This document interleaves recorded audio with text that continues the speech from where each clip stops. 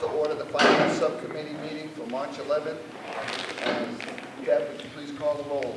Mr. Arden? Here. Mrs. Costa? Here. Mr. Hart? Mr. Hudson? Here. Corey? Here. Ms. Larrabee? Here. Eric Dugan? Here. Start with a salute to the flag, please.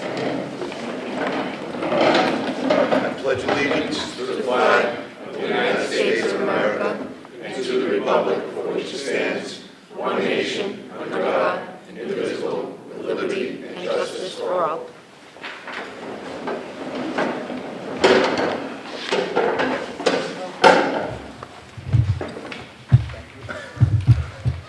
Got my assistant here, keep me straight and narrow.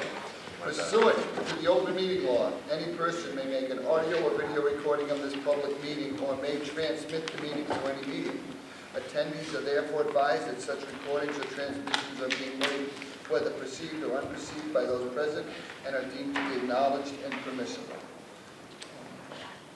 This meeting addresses the budgets of the different departments, and we're going to start with Art first. Oh. Yeah, okay, let's go. So, do you have any questions, or can I You want to give you a little brief summary? Go ahead. begin? Sure. So that we can kind of talk through it.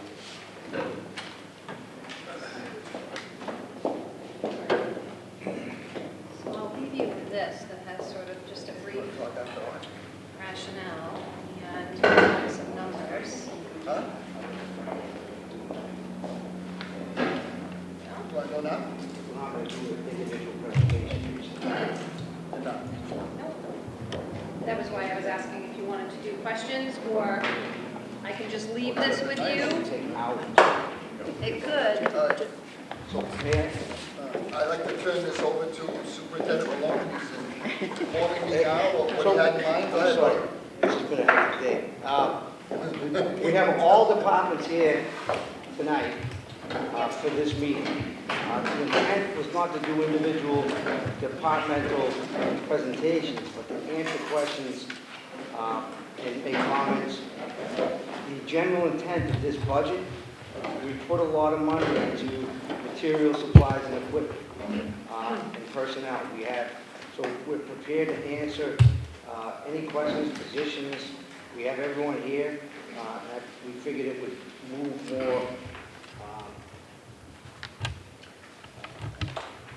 more exponentially if you would like to just start with the department and then go from there and then go with questions and find out if they have any needs that haven't been met.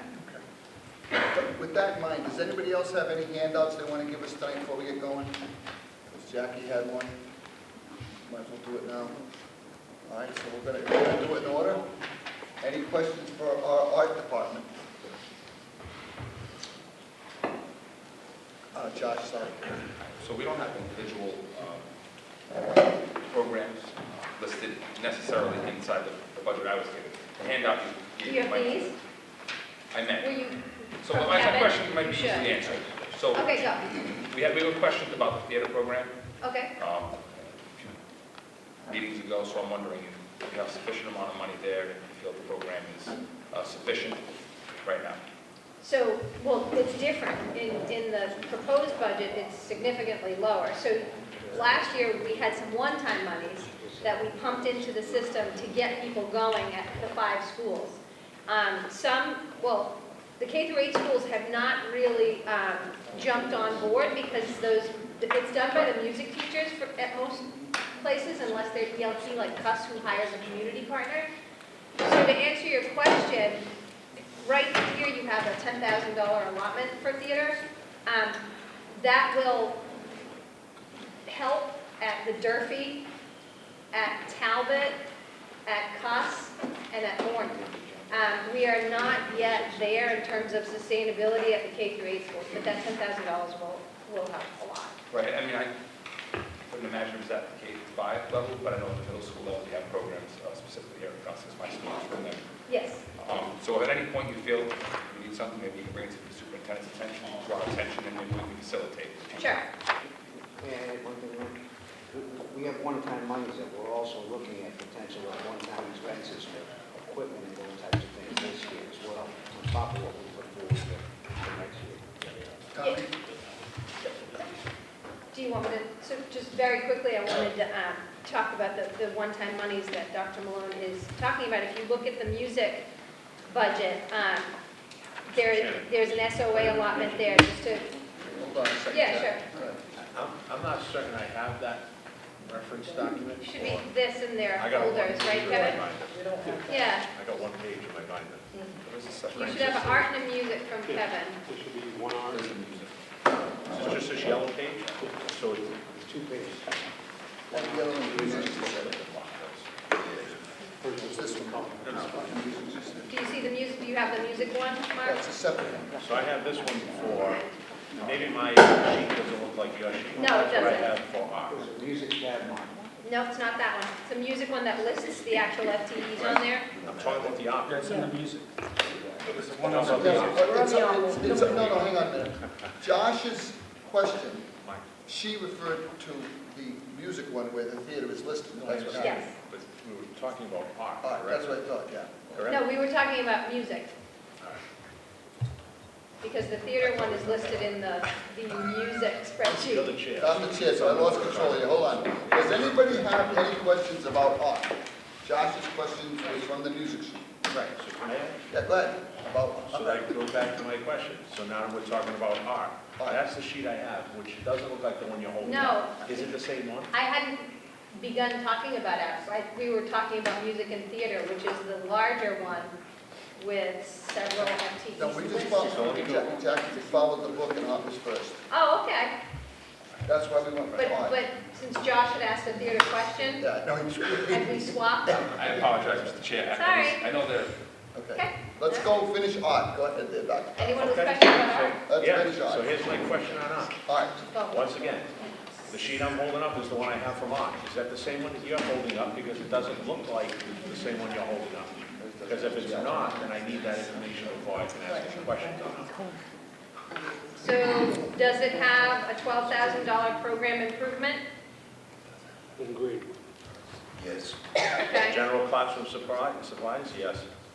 Yep, then that's the one. Mine's just a black and white photocopy. And yours goes landscape, this one's. Right, Okay. So- exactly. So I have the same one that Yes. you're holding up there. Okay. Thank you. That was my question, so I could follow along, because if you had a different document before we had it, we dial on it to make sure we had it. all right. No further questions on art? Yeah, I'm really excited. I mean, a few meetings ago, the full committee reappropriated extra money, especially targeted toward the middle schools, which you just addressed. I'm excited about that because I think the legacy of the Fall River Public Schools is to support music and the arts. And I'm glad that we're showing that support. So you say that that extra 10 grand is going to help these middle school programs a little bit, For theater, definitely. theater. And high school. Yeah, as Yeah, far as licenses can get expensive, rentals and equipment can get expensive. all that kind of stuff, so it's going to help. And so I just want to make sure our programs moving forward are robust. With that, I yield. Anything further on art? Kevin, I'm sorry. Just one question is, did you request anything that you didn't get for art?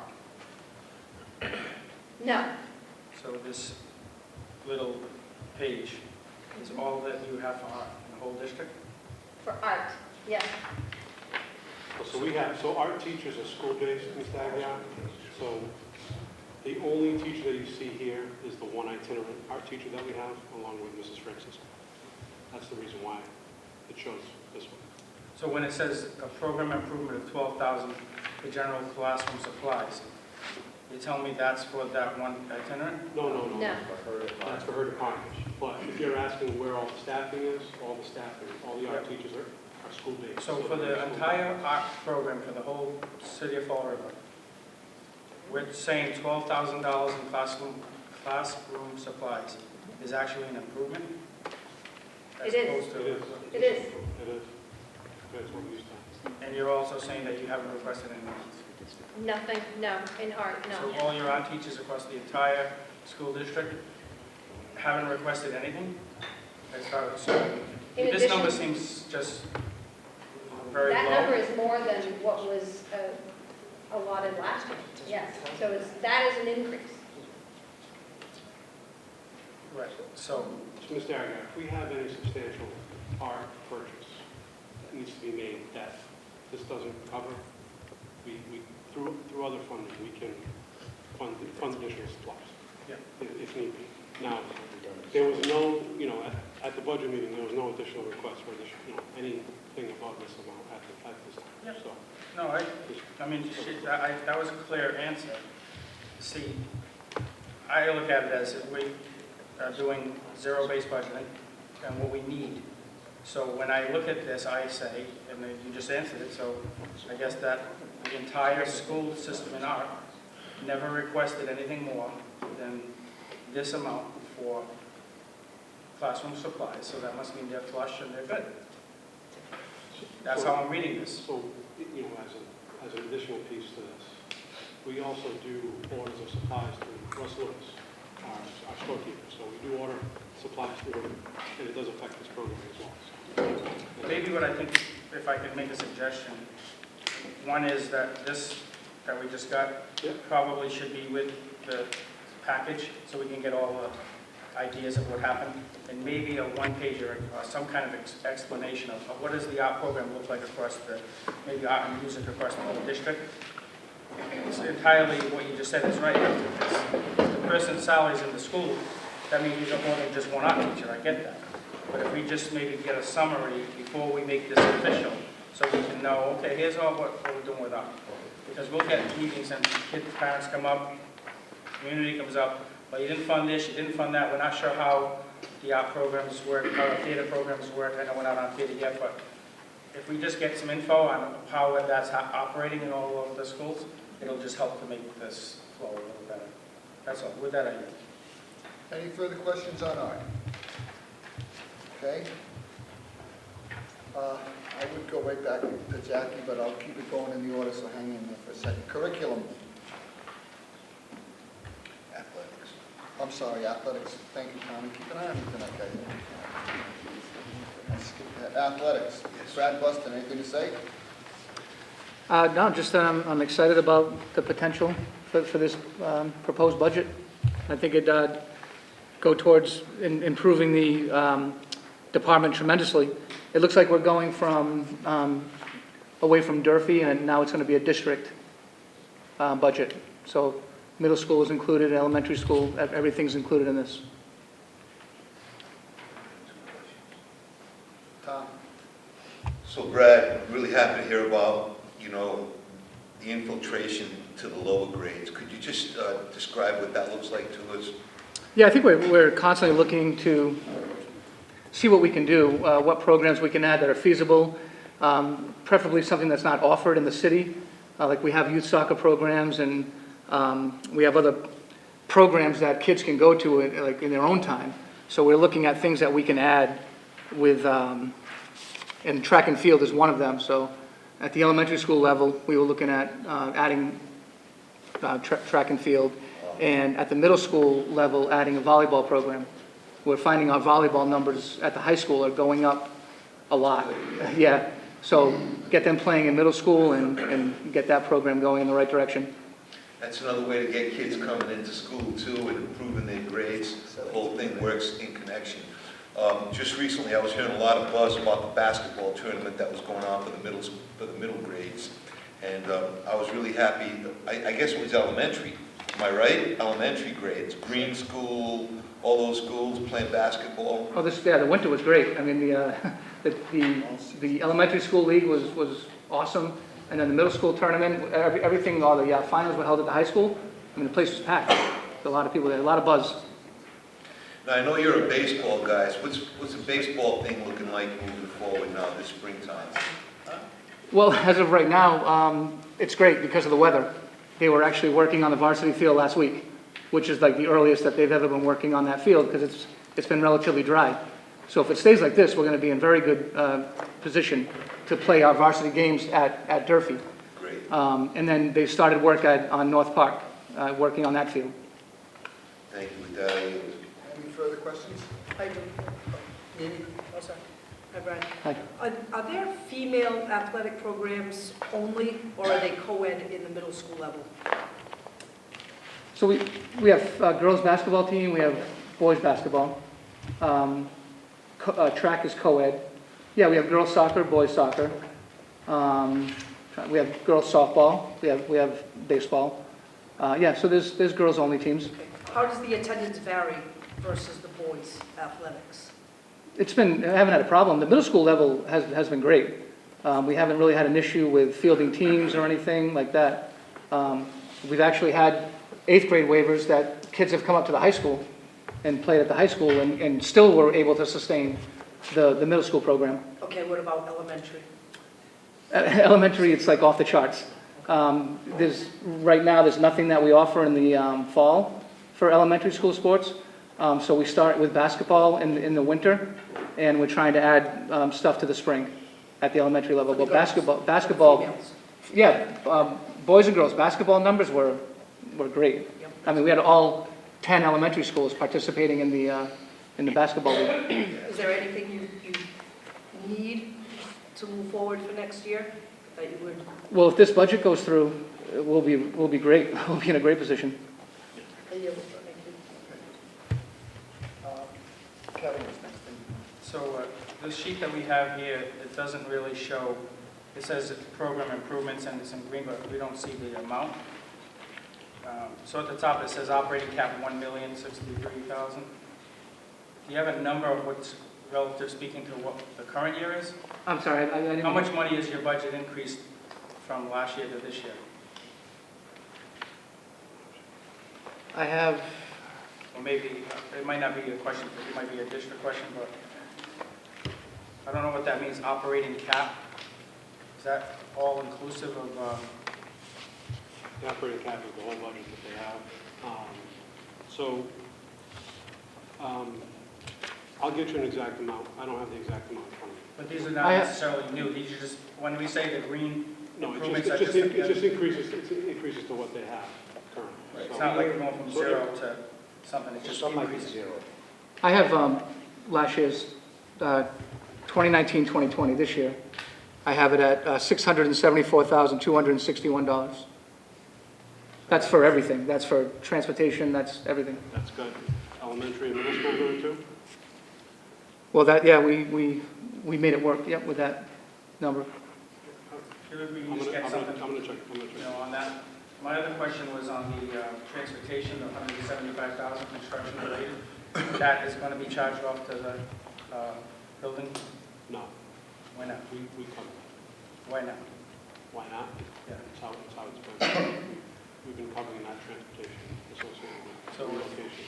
If the item says construction related, so any It item, just says construction related because we've seen an increase compared to prior to construction. right, so that increase that's related to, if every high school existed like it did before, and I've been on this committee for a long time and we've built many schools.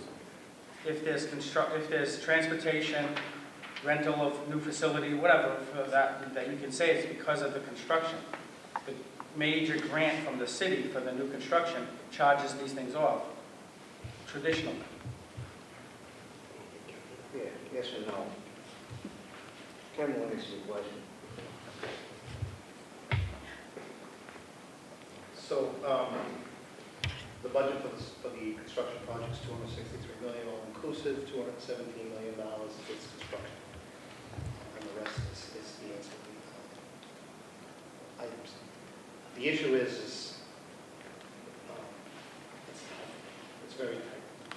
And we have charged out quite a bit to that particular. We've charged out the things that we've been, that we've had to, such as renovations to the pace. We've charged out field improvements because the long jump was taken out.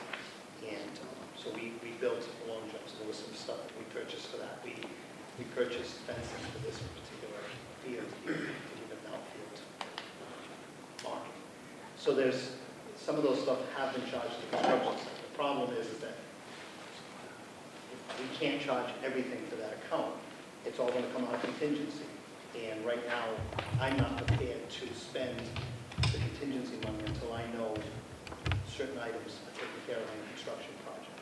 So there may be an opportunity to use some of those funds, but we have not put every single item that we could have towards the construction project because I'm not comfortable But you can't. If we're eligible That's what I'm to. saying. So- No, it is eligible So every to. time I ask this haven't- question, I haven't, but it is eligible yeah, to. so every time I Yes. ask this question, at multiple meetings over and over, Yes. we've gone back and forth about the baseball field and that it wasn't in there and all that stuff. All I just keep asking is the same question, and I keep getting, well, we're gonna look at it with this and that. So what I would request is that we identify what these things would be chargeable, Yes. so we can at least see it.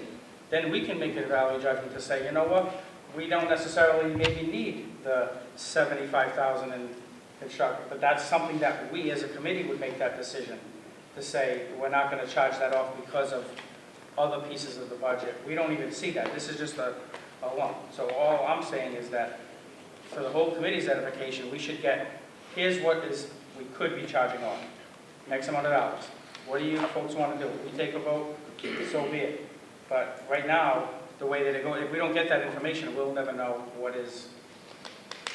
And we have charged off in the past. It's not, And I'm not making something We up. already have, Yeah, on this project, we have charged. I just think it's good information to have, that's all. We can do that. Thank I can you. get that. The other question I had was on the, not necessarily a question, but you have a strength coach each season. You know, I think that was a good decision. I think a Division I program needs that, and I'm assuming that they're going to be working the hours, like will be comparable to a coach if you pay them as a coach. Exactly. Is there like a standard rate of hours? So if I'm a coach and he's a coach and he's a coach, there's a rough idea of what the expectations are for hours that we should put in to get paid the same amount? Yeah, it's pretty much 3 to 5, 3 to 5:30, or like the strength and conditioning coach might be more like 3 to 4:30. Yeah, I'm just saying in general. It's not like we say I would work half the time that he works. No, It's going to fit in with everybody. correct. Along that same line, I know you talked about having the 8th graders up, and I've mentioned this in the past when we've had to find out through the grapevine that programs aren't being run. It's this, my own opinion, that if we're not going to run a team, then we shouldn't be paying a coach for that team. So if we say in the budget we have, so we pass a budget now, we have 3 teams in a given sport. So if we don't have that, I don't think that we should be paying a coach that's not doing what they were hired to do. Just because, okay, so you'll fill in, and now I'm his assistant, whereas if I was supposed to get paid X amount of dollars to run my whole team. Right, but what has happened is you always try to save a program. So this is what we have done with softball for the last 3 years. You go into the season hoping that you have enough girls to sustain a freshman team, a JV team, and a varsity team. You get to the sign-ups, kids sign up, so it looks like you're going to be okay. You get to the first day of tryouts, not enough. So then you go for the 8th grade waiver, and then the 8th graders can come up and they can fill that need at the freshman level to keep the freshman team going. So we've been trying to save the program for the last 3 years. 10 games into the season, the girls vacation, hurt, whatever. Now you're down to 8 kids on the freshman softball team. We can't.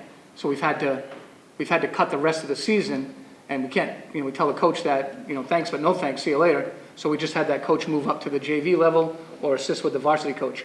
We haven't paid a coach to run a team that wasn't there to start a season. I wouldn't necessarily want to agree with that, but. The What theory- program are you talking about? I don't want to get into it now, but the theory being that, in my view, we should have a policy or procedure. Like, if I'm going to not run a team and I'm going to be an assistant, then there should be a salaried line item, you know, a lesser fee or something, or a stipend, or whatever you want to call it. So I've just personally found out too many times that we paid people that was hired to do a full job and didn't. It's not the end of the world, but at the same time, I don't think it's good practice. Okay, I just I'm not sure what program, because we always went into the season, like right now, we don't have a freshman softball team. We made the decision to cut freshman softball because we haven't been able to sustain the numbers. We were able to add a freshman volleyball coach because we had the numbers for that. So, you know, one just took the place of the other one, but I mean, I know football has been an issue where you try to have a freshman team, a JV team, and a varsity team, and you go into the season, we have maybe 80 kids signed up, 90 kids signed up at first, and then as the season goes on and the numbers start to dwindle and you have to cancel the program. I understand. The other thing I would request, personally, and if there is going to be any waivers, that we're going to have middle school students playing in high school, that's a policy decision of the school committee, that should come before us before we actually do that, so we get not notice of it. Granted, based on everything you just said, it makes sense that we have no other choice, but that's a decision that we should be able to make as a body rather than... On that, but I'll take your comment into consideration. Yeah, I think it's pretty clear. Just so that we know what's going on. So we say, okay, should we do it, should we not do it, whatever. I just think really just truth in advertising. And when we get the thing about how much the improvements are, I'm assuming there's a lot of equipment, like uniforms, and you're going to basically have a lot of opportunity to upgrade a lot of the stuff in your department, correct? Correct, yeah. Yeah, so when we see that, but I do think I commend you for the work that you've been doing with the elementary schools and middle schools. I think that's great. And I know you mentioned that there's a spring or fall sport for the... Right now, there's not a fall sport. Right? Anything, especially given the budget that we have, if there's any way to increase, to come up with something, I, for one, would support adding a program to that because it was so successful. So it makes sense maybe to have all three. Right. It's just about finding the right program because there is Fall River Youth Soccer, which goes on in the fall. So, you have to find a program that kids will be able to do and not miss their other sports that they're doing also. Yep, I appreciate it. Thank you. I yield. Thanks. So on your program improvement for high school coaches, the amount was $263,000. Is that just salaries?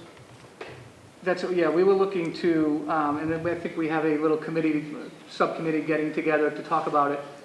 Just try to get more equitable with the coaching salaries, because right now, and I'm not sure why, they're kind of all over the place. Like our volleyball coach doesn't get the same amount of money as our soccer coach, and they both play 18 games. And it's been that. Participation? What's that? Is it based on student participation? Not So really. If I'm the golf coach and I got 3 kids, and then I'm the football coach and I got 40 kids, am I making the same as the coach who's got 3? For some sports, yes, but they're kind of all over the place, like who gets paid what. And I've spoken with other ADs about it, and they kind of just said that was the way They it. fall under the FREA, so there's... Right, it had to be negotiated, right? Yeah. No, I understand that. I know that. The question I have is if they're all over the place, isn't it based on the fact that they're in a union and depending on where they come in and which step? Oh, no, What they get paid for? we don't have steps. So it's one flat rate? Yeah. Okay. The committee you have is to just make a uniform across all coaches?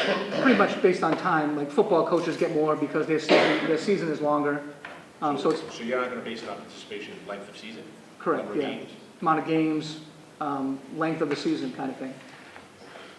I, for one thing, it should be based somewhere on student participation.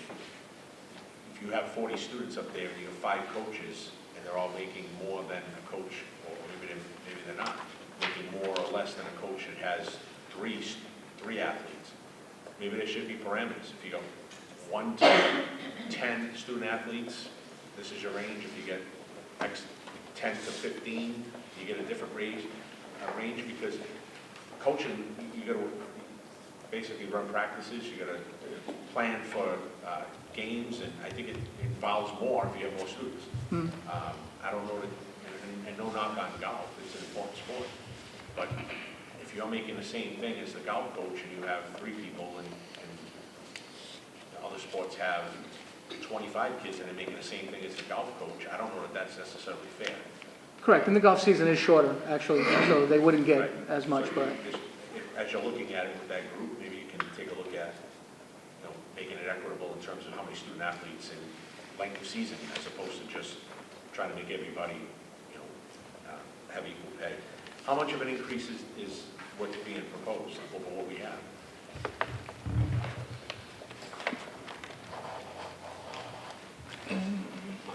okay. Just on that line. That one line item, it's 20168. about $20,000. About 40? About 20. Oh, 20, I'm sorry. Yeah. And then the strength coach, that's going to be a one-time all seasons, that individual will be covering all 4 seasons, so it's not going to be broken down, you're going to have different people for different seasons, or? That depends what we get for applicants if somebody can't do it, but I think ideally it would be the same person. Do you have a job description? Not yet. No. It's gonna get approved first, Well, you're going to get what, the money? the budget. Well, I think you probably need a job description so that we know how much the position is worth. Why would I put $17,000 before I see the job? Divided by 4, figure out the math, that's what we did. It says Well, summer. I It don't- says summer, Matt, not just the seasons. Right. Fall, winter, spring, summer. They don't play things. But our athletes are training every day. So one person, in the summer. one person. So that goes back to the original question, is it going to be one person, is it going to be 4 people? When we talked about this as a concept, I agree with what Mr. Aguirre said, that we can't be a Division I program without a strength coach that works for us. That's running these sessions with real prepared lesson plans and real workouts. When we talked about it, we looked at 2 things. One being, is it one person that we hire? Or is it a couple people based on them being able to do the job across the year? So I'm hoping it will be flexible and allow us the flexibility to make those decisions, whether it's one or is it a couple people that do it. Maintain the criteria, certified strength coach or whatever the thing is that we're looking for. So I'll just say this, that we'll get a crack at this budget once it comes to us. I can tell you I, for one, will not support that line item. Matter of fact, if there's a motion that comes before the committee, I'll be clear right up front. I won't support that until I get more information. Is it going to be one person? I'd like to see a job description. I don't know that we should create positions based on dollar amounts more than we should about job descriptions, whether or not there's a need and what it's going to look like, the parameters that need to be set in terms of someone working a full year, they working 12 weeks. Are you going to divide that 17,000 by 4 individuals? Is it going to be one individual at 17,000? I mean, there's just a number of We just issues that I... explained it was a coach, like a coach. So if you can think of it that way, Right. So that's what it would be like. Right. Is it going to be one coach? Is it going to be 4 So coaches? we said to you that we don't know what the caliber of candidates are yet. So we haven't made that decision. We will have a job description for the committee, but we put this in the initial budget proposal. Right. And I'm saying you won't know your caliber of candidates because you don't even have a job description to know what it is that you're looking for. I don't even know why we would have that discussion if you're not going to approve it. So Well, maybe I will. I'm just saying that at this point, you don't have a job description approved by the committee, so I don't have the parameters before me to know whether or not it warrants $17,000. we're hoping that you provide some guidance. Tell me what you're thinking, and we'll really look at developing something that looks like that. What works best So for you? what I'm thinking is that I'm going to ask through the chair that our superintendent, along with our athletic director, formulate a job description, present it to the school committee. Once that's approved, then come back with a recommendation budgetarily as to how much you think it's going to cost for that position. May I make that through the chair? Yeah, you're going to strike it from this. No, I'll leave it there for now. I just need additional information about the job description. Is it going to be one position, 4 positions? Is it going to be split? Is it going to be... I'll second it. So if I can ask through the chair, if he needs a motion, I'll make a motion, but... I'll have it for the next school committee meeting. Yeah, it's fine. I'm not saying I'm necessarily, I think you're right. D1 school should have a strength and conditioning coach. There's additional information that would be required, I think, before. And then I'm only speaking for myself, that I would feel comfortable. I don't, and it wouldn't be any different if you brought a position before us without a job description saying it should be 60 grand. Right.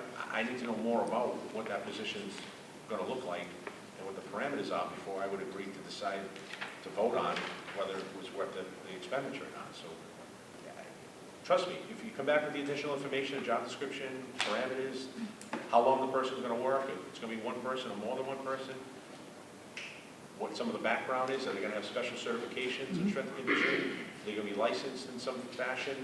You know, all that information will help me, as one member, decide whether or not it's something I'll support. But at its face, yeah, Division I school should have a strength and conditioning coach.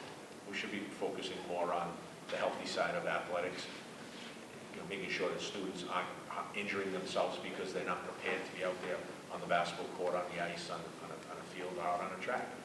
Who's watching that? Is it the coach? Is it a strength and conditioning coach? So, if I may, if that's something you feel is a motion, or Okay, Do you need a motion? I don't need a motion, I'm bringing it forward at the next school committee okay, meeting. thank you. May I just add one thing though? We're also building, so everyone knows, the new state-of-the-art training facility is going to be new state-of-the-art training facility. It's going to be awesome. So this is an exciting time for Durfee Athletics. We're really excited about, and giving, I don't want to, we're in a rebuilding year in a couple sports. I think we're going to have a bright future ahead, particularly with what we've done with the middle and elementary as those kids keep coming up. So I I agree. think Durfee sports are on the rise. And maybe it's a higher level position, maybe it's not 17,000 if they're gonna be We'll responsible. bring it forward for at the next committee. I just, more information I think would be helpful, that's all. Under the athletic expansion, 20,000, what expansion is that? The program, it says athletic expansion to be determined. That's a line item in case we increase sports. So it's sitting there unexpended in case we add sports, for example. We're getting a lot of requests about lacrosse. We don't know if we can start our own team. Toe-ups are hard to come by, but if there was a way that that became a club maybe in the first year, we could look at using that kind of money. There's other sports that could come up as well that we're not currently offering, but we use it as a play setter. We don't use it, it will go back to program. Other question was the athletic game officials. Is that money coming out of the gate fee? No. Not now, so it's always been budgeted? Correct. Game day officials, people who keep score. Workers, yeah. So the gate money that comes in either at a basketball game or any other football, whatever, that money goes into the revolving account? Yes. What does that money mean? Spent on? It's typically like the bigger equipment, bigger type of purchases. Right. that we spend. I'm just saying, for one, if you're gonna budget those expenses in the operating budget, get rid of your revolving account, take the gate and put it into a student athletic fund, as opposed to just keeping it. If you're purchasing the same types of equipment out of a revolving account, then just budget it in your, The issue is it I believe that the gate receipts has to be are standalone, specifically a special revenue account, and they have to be a a standalone? So, couldn't. That's a good accounting practices from the state. Okay, all right. I'm seeing is we're having a revolving account where there's money in it that we're using to get equipment, and then you have an operating line item with equipment that we're spending money out of, and But there's two separate accounts but there. at the same time, Mr. Costa, it's also a place where if we ever have a situation that comes up that we need, for whatever needs, we have to do that. We can tap that to use to purchase that stuff. And the only other, it's more of an observation than anything else, but if I heard Ms. Francisco, and maybe I didn't get to all of her departments, but art, the operating cap was $187,000 for art, and I think for music it's $653,671. Are there any other fine arts programs that I'm missing? So those are the two that encompass theater, music, Fine and performing arts. So, performing arts. Yep. So I would just draw the attention to in athletics, it's, a little over $1 million. In fine arts, it's $840,000. And so if we're gonna have programs that are gonna reach into the elementary grades, like we're trying to accomplish with athletics, I think there needs to be a little more parity. That doesn't include all the positions, so if you add all the positions, that figure goes up quite a bit. You mean the music, you're talking about the music Yes, teachers? yes. Because they're in each individual school? Yes. If you could I'll put that together. put that together, I just want to make sure there's We parity. need to know how much we spend in arts. Fine arts, right across the board. And if it's teacher salaries that are absent from what I just saw in art or music, if you can get that, I just think we're going to be fair and equitable across the district with athletics and fine arts programs, because our students participate in both, that our budgets and our priorities should be sort of in line with both. And if it's equal, then that's great. If it's not, then let's take a look at that and see if we can get Ms. Francisco and her department some resources to try to make it equitable. There's just going to be some students that are never going to be student athletes, but they excel in different areas, and I think we should support them in that. So with that, I yield. Thank you, Mr. Chair. Paul? Thank you, Mr. Chair. Brad, just want to go back to the strength and conditioning coach. We're hiring a new strength and conditioning coach this year. Is that because we didn't have one, the one that was there last year quit, or We haven't had a strength and conditioning coach. You've never had a strength and conditioning coach? No. Okay, yeah, that's very important. I mean, that's just as important, well, probably second in line to the head coach of each sport. And I think that that's definitely top priority, no doubt about it. I'm glad that's happening. Also, too, though, I think that the strength and conditioning coach, as far as in other programs that I know throughout the state, they pretty much have one. But that one strength and conditioning coach is paid a good chunk, good amount of money. I don't know what approach you want to go with. Obviously, it's up to maybe you guys to discuss that. But that's, you know, the other programs throughout the state, they've got the strength and conditioning coach in all the sports. Those kids are in the weight room every day, and that strength and conditioning coach is there. And it's not just during the week either, after school, before school, it's on the weekends. Mr. Hart, we would be hoping ideally that the person was someone who worked for us. Because that, I mean, that's the way it works in all the high-performing Division I athletics. Yeah, the only thing I would say about that is that if the person's already in the system, No, it doesn't, no. that's fine, but they shouldn't be a coach like they shouldn't be an assistant football coach and a strength and No, conditioning no, coach. we're talking about one person that would be the strength coach. Yes. For example, my son's school, he goes to Catholic Memorial. Their strength coach is a beast. Exactly. He works there during the day, and that's his other job. But essentially, they hired him to be the strength coach. Right. So he makes a full-time salary working out with kids. That's what I think you should look at. So we're hoping that if we create this, depending on what Mr. Costa was talking about, just bringing back a job description, ideally for us, it would be one person Yeah, that works absolutely. for us. But I don't want to put us in a box yet, because that may not be ideal. Going in the box. Going in the box. Yeah, Might be- I think that's very important to have that one person. And I agree, you get the description of the, roles and responsibilities. We have the next agenda. Yeah, absolutely. And I will also say too, as far as the coaches, Brad, for the, let's just say, I guess the football team, because that pretty much draws a lot of the athletes to the school, and those athletes, there's so many of them on the team, more so in any high school. They also play different sports after they play football in the season. But my question is that, how many coaches are on the football team? Head coach and assistant? 7. 7. Okay, so I know other programs like Brockton and Bridgewater Rainier, even Dartmouth, and that new conference that we've got for football, they've got 10 or 11. Is that the 7 coaches? Is that decided just based on what the head coach wants? I mean, I think it's negotiated right now, it's what's in the contract. I mean, I'm sure if you ask the head coach, he'd probably want more. So But again, that's my point, is the problem that you can't hire more? and if the numbers too, the numbers on the football team,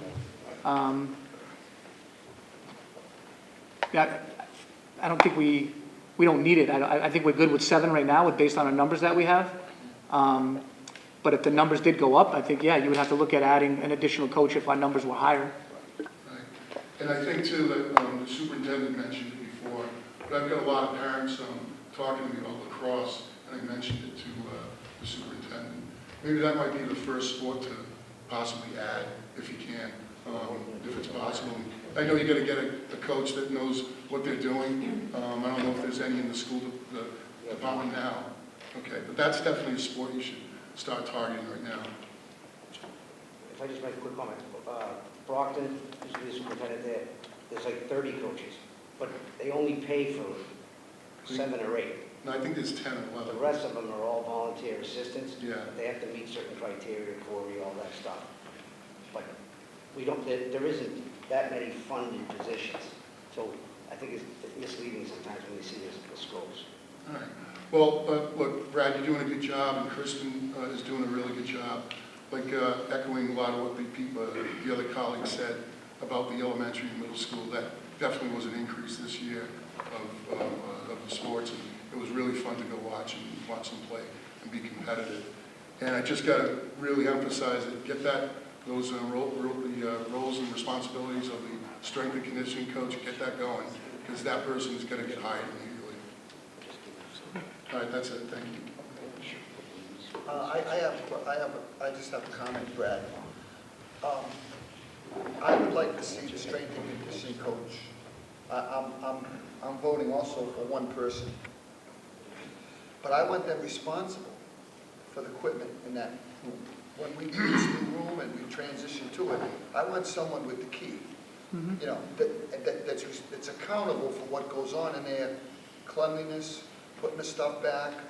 Brad's bringing in the baseball team, Brad's in there with them, but he's also in there working with individual kids. Yeah. And I'm not worried about the money. I'd also like them affiliated with a local gym, if we, in our best world, where if he's at WOW or Planet Fitness, kids can go down there and get additional individual coaching on the side. But I don't want 2 or 3 or 4 guys doing that, because then you're gonna have inconsistency across the board. Granted, you need someone that can adapt to different sports, but at the high school level, it's basic strength and conditioning. That's absolutely, I agree. And that would be my ideal situation, is having one person. Like Dr. Malone said, the fear would be, I can get a great person for 3 seasons, but he can't do the summer. Or I can get a... You're gonna get him for all 4. Yeah. And let him do his own training in the morning or whatever, or her. There's a lot of good female trainers. Coming in on that. My wife used to be one. It's coming in. Jackie can do Coming it. in. Okay, I'm sorry, me, Waiting, hello. waiting. Being patient. They, whoever we pick, I just don't want to see, you know, some guy tossing the keys to Brad, you take care of his Oh, no. strength room, and then you know what it goes like. Absolutely not. I want one guy accountable for that program and working with the sports. One person, neuter. On a serious note. Oh, go ahead. Mimi. So we do lack right now with attendance, with females participating in sports. I mean, just if maybe we consider 2 positions, one a female, one a male, and maybe can target some of these high school female athletes some way, some shape, some form, we might be able to get more absolutely. participation. I mean, even if it's one person and it's a female, who's saying these young Yeah, give her- athletes are going to go give her- to this young female Yep. strength and conditioning coach. But, I mean, we say we're lacking, No. keep laughing. We're gonna bring forward an awesome job Thank you, description. thank you. It meets the guidelines and everything you guys just talked about. Okay. And that's on the table. I just don't want part-timers floating We through that. love it. Okay. Anything further on the athletics? Okay. I hope I get this right. Next, curriculum? So I'm gonna help with Dan and Tracy answer any questions that the committee has on curriculum. Put more money into supplies, put more money into the curriculum development, the adoption materials. As you know, part of our SOA also includes money for new curriculum adoptions, and we plan to roll that out over a couple of years. But we also have money in here to support what we call, the best way to call it would be the intervention technology stuff that does the additional supports for kids that are behind grade levels. So everything, there's not money in people in here necessarily, but there's a lot of money in stuff. That's it. Okay. Mark? Thank you, Mr. Chairman. So this looks like a significant investment in standards-based assessment platforms. Is that the ANAP? Yes. Okay. Can I ask through the chair, it doesn't necessarily have to be provided through this budget process, but we're going to be expanding ANAP testing. Can someone please provide the committee a schedule of the standardized testing that takes place in the district, whether they're district benchmarks, whether they're ANAP testing, whatever other assessments we're using. Someone give the committee a schedule of those. I'm a proponent of, assessing students. I'm just wondering, some of the feedback that I'm hearing is that maybe we're doing that too much. And so, if I remember the analogy, something to the effect that you don't weigh a pig to see if it's getting heavier, you feed the pig. And you don't keep testing students to see if they're any smarter, you teach them. And so, I just think we're at a point now where it sounds like we're ANET testing, district benchmark testing, with MCAS testing. Just seems like, when is the teaching happening? Is it happening, so if you can get some intervals of how often our elementary students are being tested district-wide with all the benchmarks and stuff, and how often the middle school and high schools are, so that the committee can get a sense of, my fear is that we're so busy trying to diagnose kids and test them that we're not really spending time really teaching them.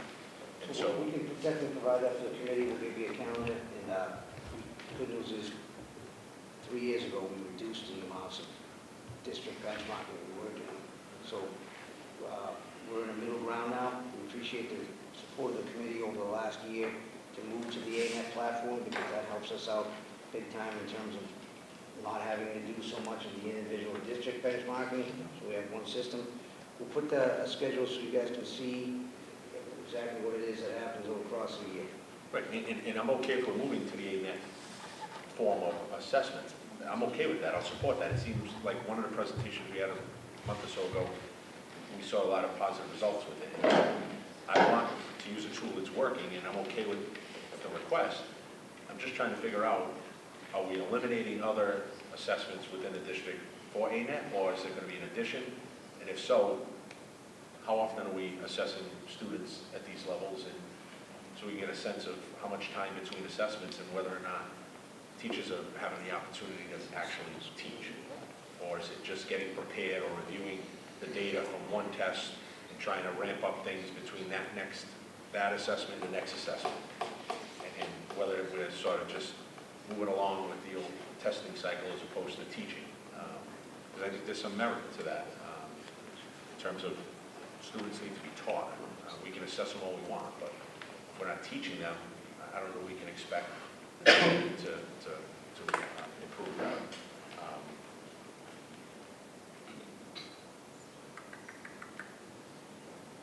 And that was it. I thank you. Tom?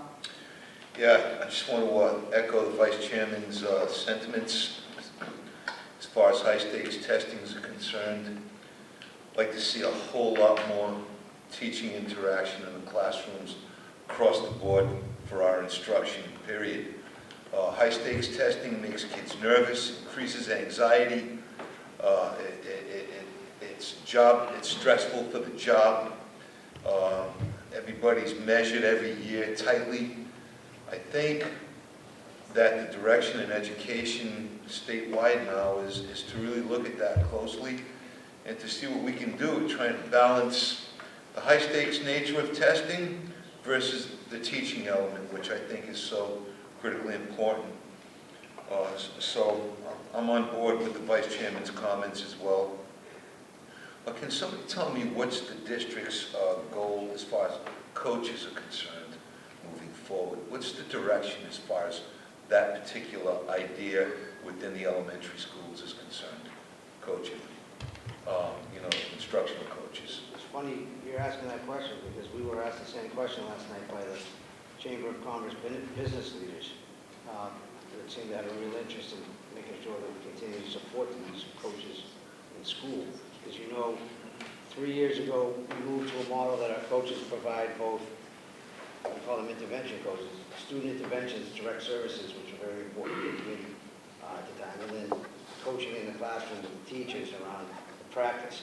So we've maintained a robust cadre of coaches that ANET provides an additional level of coaching for the coaches and the PLCs. With the new Verizon grant, that level of coaching around technology also does all of the technology instructional coaches, plus the classroom coaches that are going to be using the technology. So we're using coaching as a model. It's non-evaluative, it's peer-to-peer. It seems to be something that is well received, but we also know it's a costly model. But we think it's important enough for the results we get that we're sustaining what we have in place right now. In terms of future growth of coaching, I'm sure that over the next couple of years, we'll still be talking about why coaches are so important. You saw in some of the budget requests this year, there was conversations about the need for coaches versus department heads and those kinds of things. So we're looking forward to robust discussion with the committee around direction. So it's under heavy consideration right now as far as where it's going. Yeah, and I don't want, so I really appreciate the committee's vote on Monday night. When Maria Ponce comes on board and does the work to really get that office and that team coagulated, I envision us over the next couple of years with additional Student Opportunity Act. I don't think we're going in different directions, but I think we'll be going in more focused directions around the instructional improvement work. So I don't want to answer your question is that I have a definitive answer yet. I want my team to make that decision, and over the next several months, we'll come back to the committee and share where we're going. That's good, I accept that, and I know it's a work in progress as we speak. Thank you, I yield. Kev? So the curriculum adoption was on the unfunded for 50,000. What does that look like? So we cut 50,000 off because I wanted to bring a budget together that so a lot of things we reduced.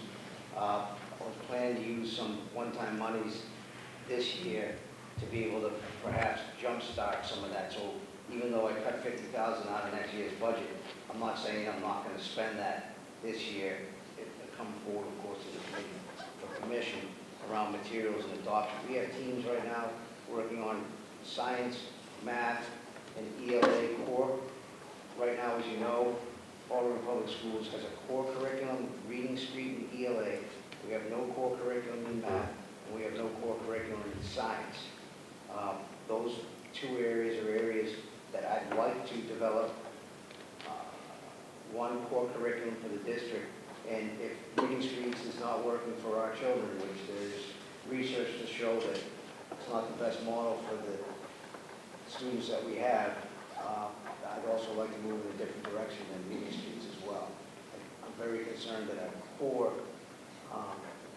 is not standards-based and aligned to the extent of the new state standards as it needs to be.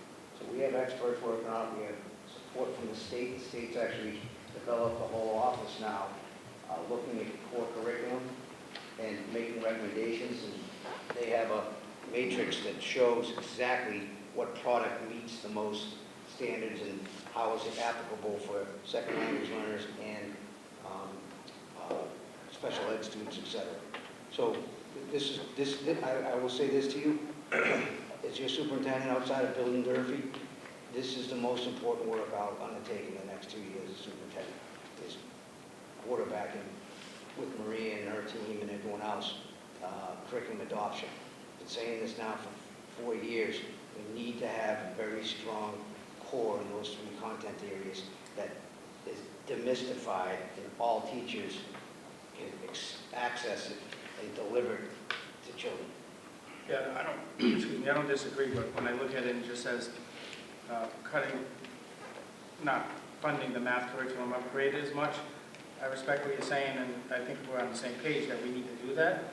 Just when you look at what's on the cut list, I mean, that's what we're here for, to figure out, it's sort of glaring, like that should be maybe up the priority list, which it might be with the future money, so I get it.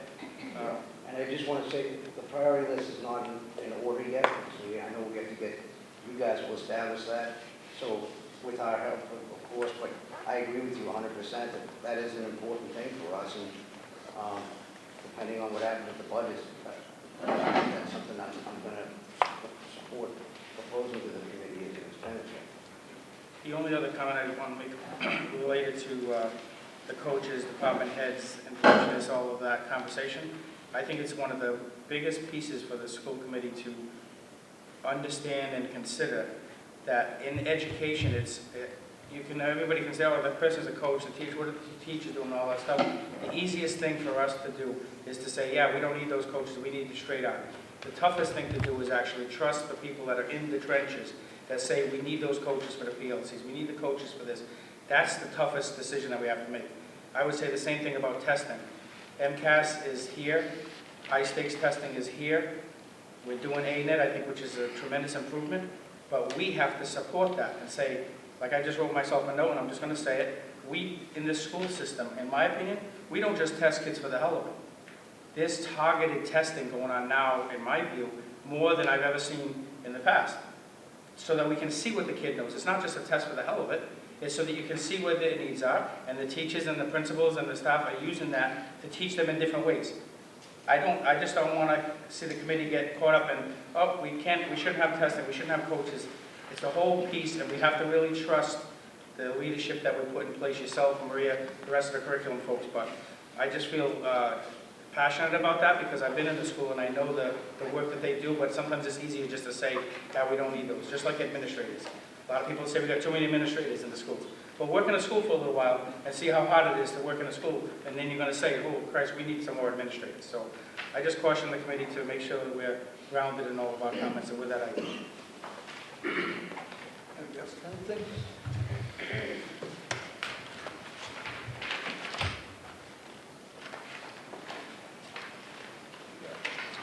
Custodians? Kenny?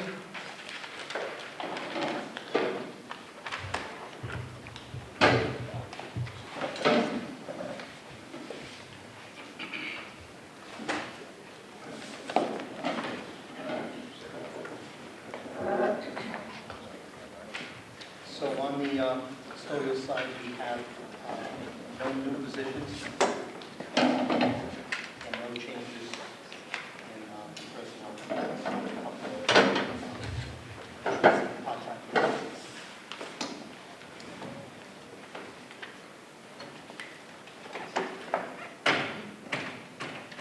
Did just add though $25,000 next to the committee of equipment and supplies.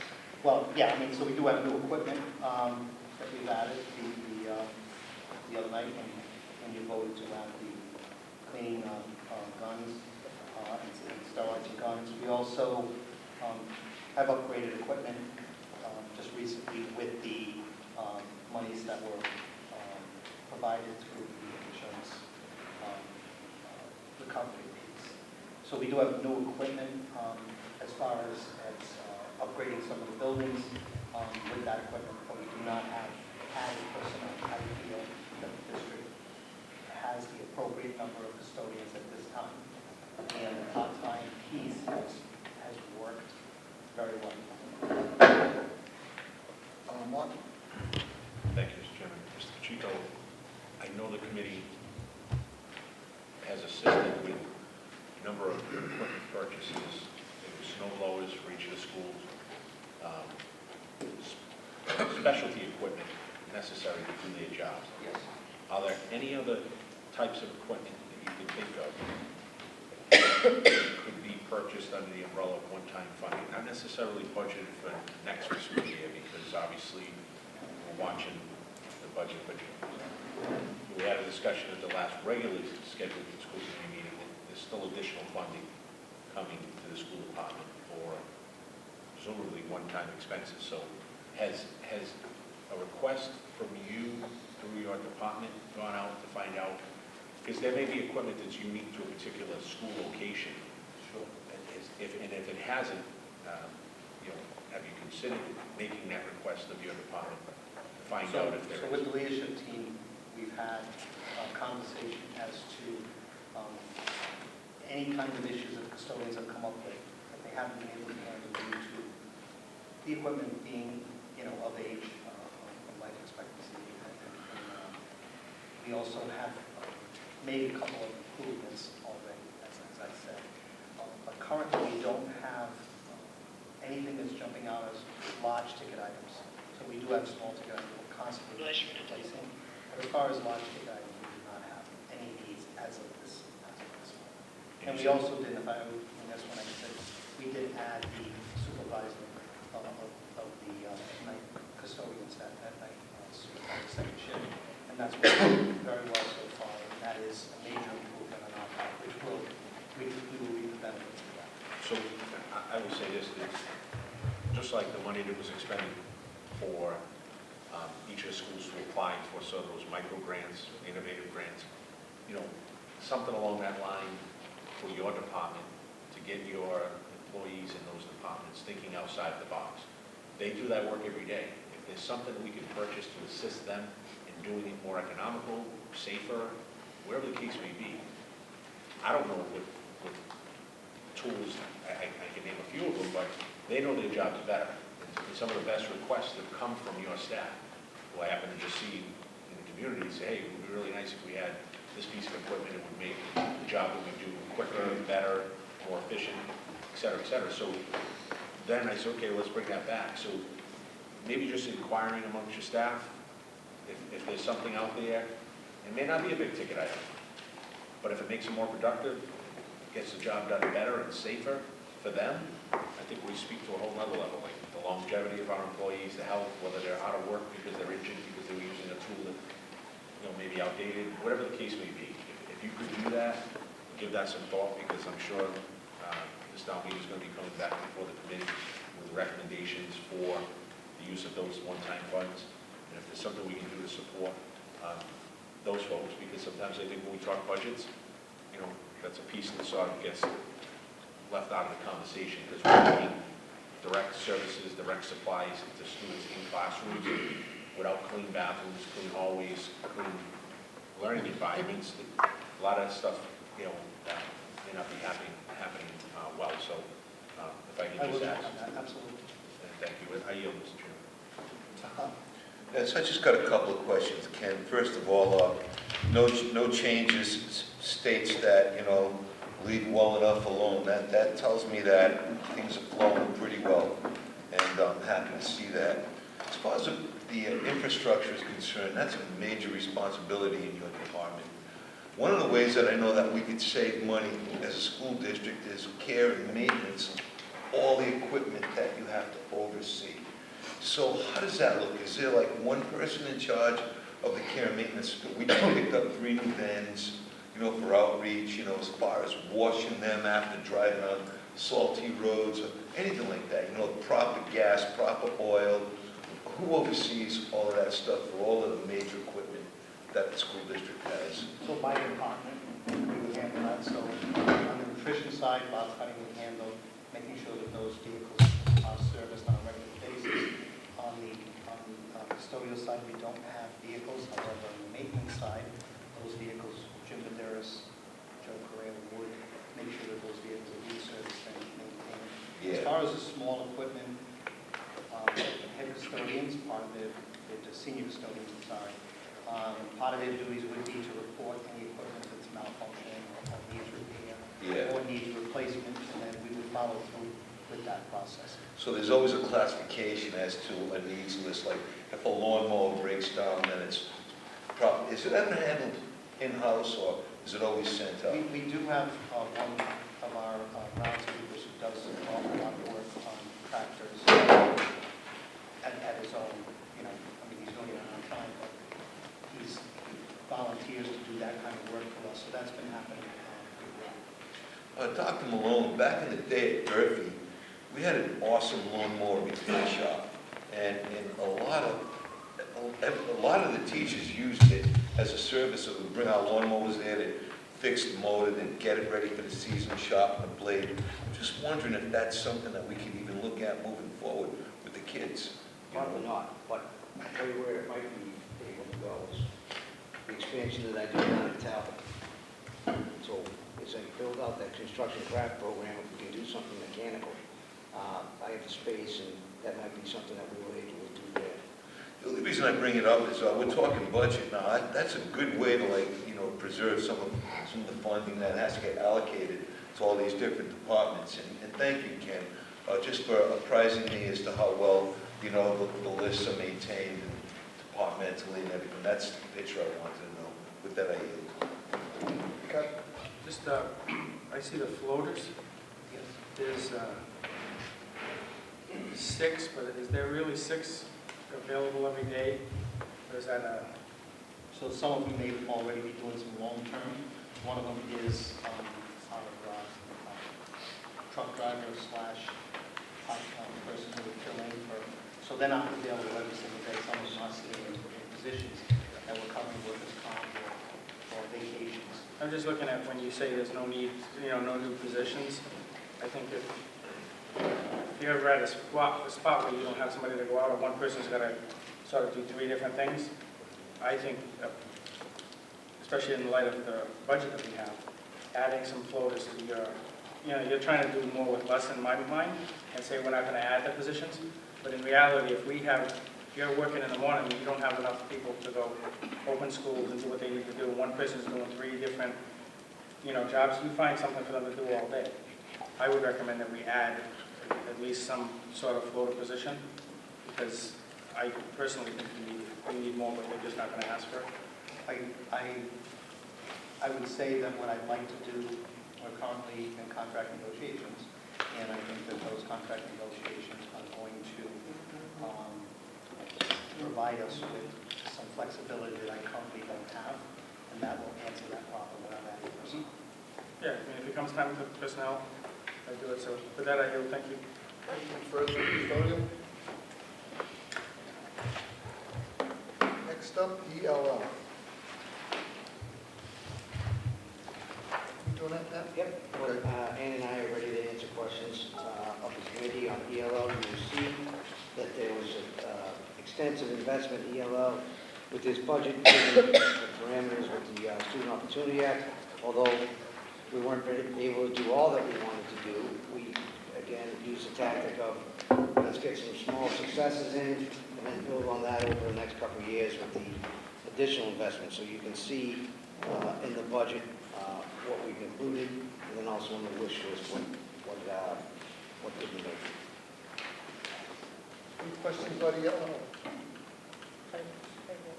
Mimi? Just the community resource facilitators, Yes. we currently have 3. We budgeted for 3 in this year's budget. And the goal is, I'm not talking, we have 7 years in mind, the goal is that we could probably get to a place where every building has one. We don't have 3 right now. We're No, we budgeting. We have 2 specific in the ELL department, but I'm envisioning that these positions become much more than just ELL down the road. Right. So if we get this additional 3, it would be just split up in Yes. schools accordingly. Right. I yield. Thank you. Anything further? Good question. Kevin? Just again, similar to what I asked before about what was current, I can see the green versus the yellow, but I think for our sake and for the public too, to see what yellow looked like, sort of a summary of what the department looked like then and now, I think that's a big, we've done a lot already, but I think It's it's an just, oversight on my fault, and we'll fix it. but yeah, I think it'll just help, but it's definitely needed, so with that I yield. Thank you.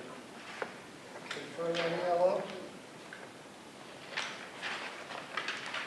Next up, finance. So at this time, I've increased the legal services account by $25,000. The legal services account covers because our attorney, and it covers monthly bills.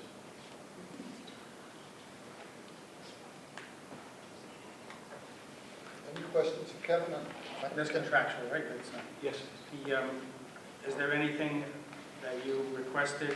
I want to say that it was like either a clerical type position that we funded last year that you needed, or? So Ken and I have it on his budget, through this budget, are getting an administrative assistant, and that's going to cover both our departments. And that's out of the maintenance, or? I've got it on the maintenance. The maintenance, Yeah. I looked on there was nothing between on the custodian one. It's labeled operations and finance. No, I just recall there was a position, basically you're full, you're comfortable with where you're at, getting what you need to get done in your department. That position will be a big help, I will say that. And where we are now as a department, good right now we're at. Yeah. So the reason why I asked that is because it's very difficult sometimes when you're in charge of the budget to actually advocate for yourself and when I look at what's unfunded and nothing's on here, I understand how you are and your personality that you might not ask, but I do think that we need to offer that if you need positions, especially now, we need to add them to make you have a full, robust department. So with that, I yield. Thank you. Anything further on finance? Next up, human resources.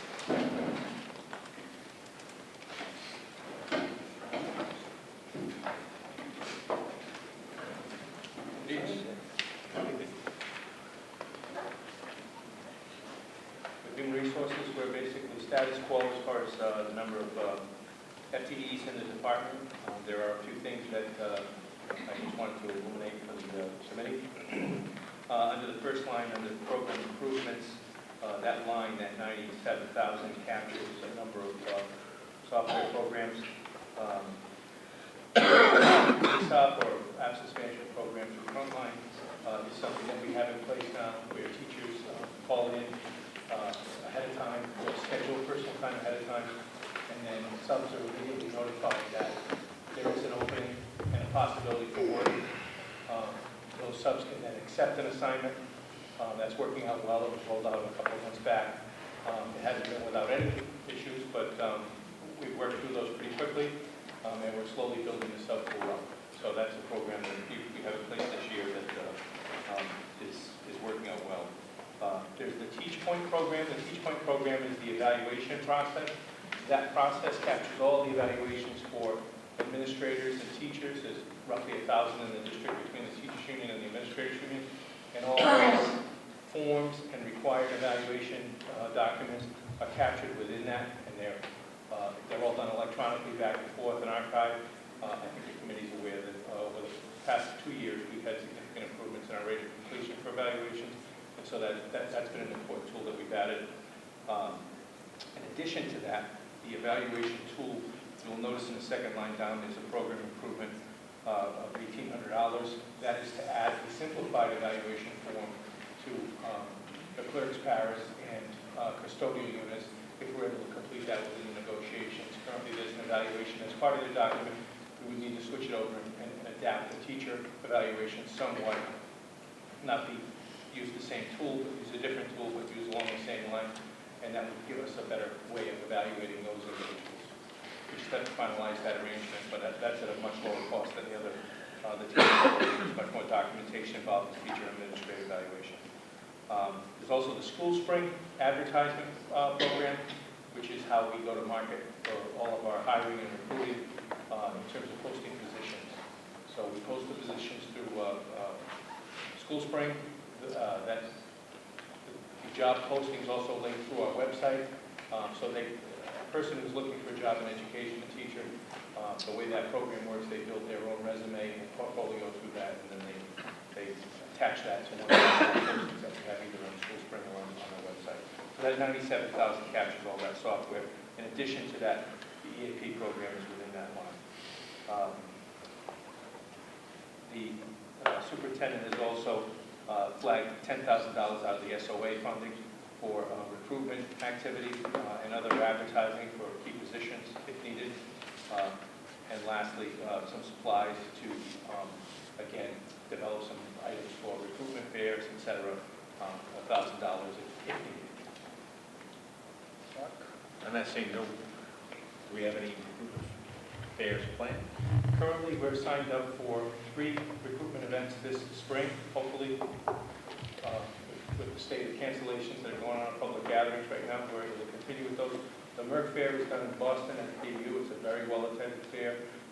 It occurs during the April vacation, so typically I'll go up with myself and 1 or 2 other individuals, and if any of the principals are available during that time, they may attend. It's about a 4-hour event, and it's very well-attended. Bridgewater runs a fair every year. Mass Dartmouth runs events every year, and currently I'm assessing with the principals the need for us to try to do some sort of an internal citywide affair for the local and surrounding communities. I raised that, obviously, I think there's 107 new positions to Fall River, and I don't think that if we just are advertising on School Spring, and we're going to fill that amount, I think we're going to actually go out and actively recruit.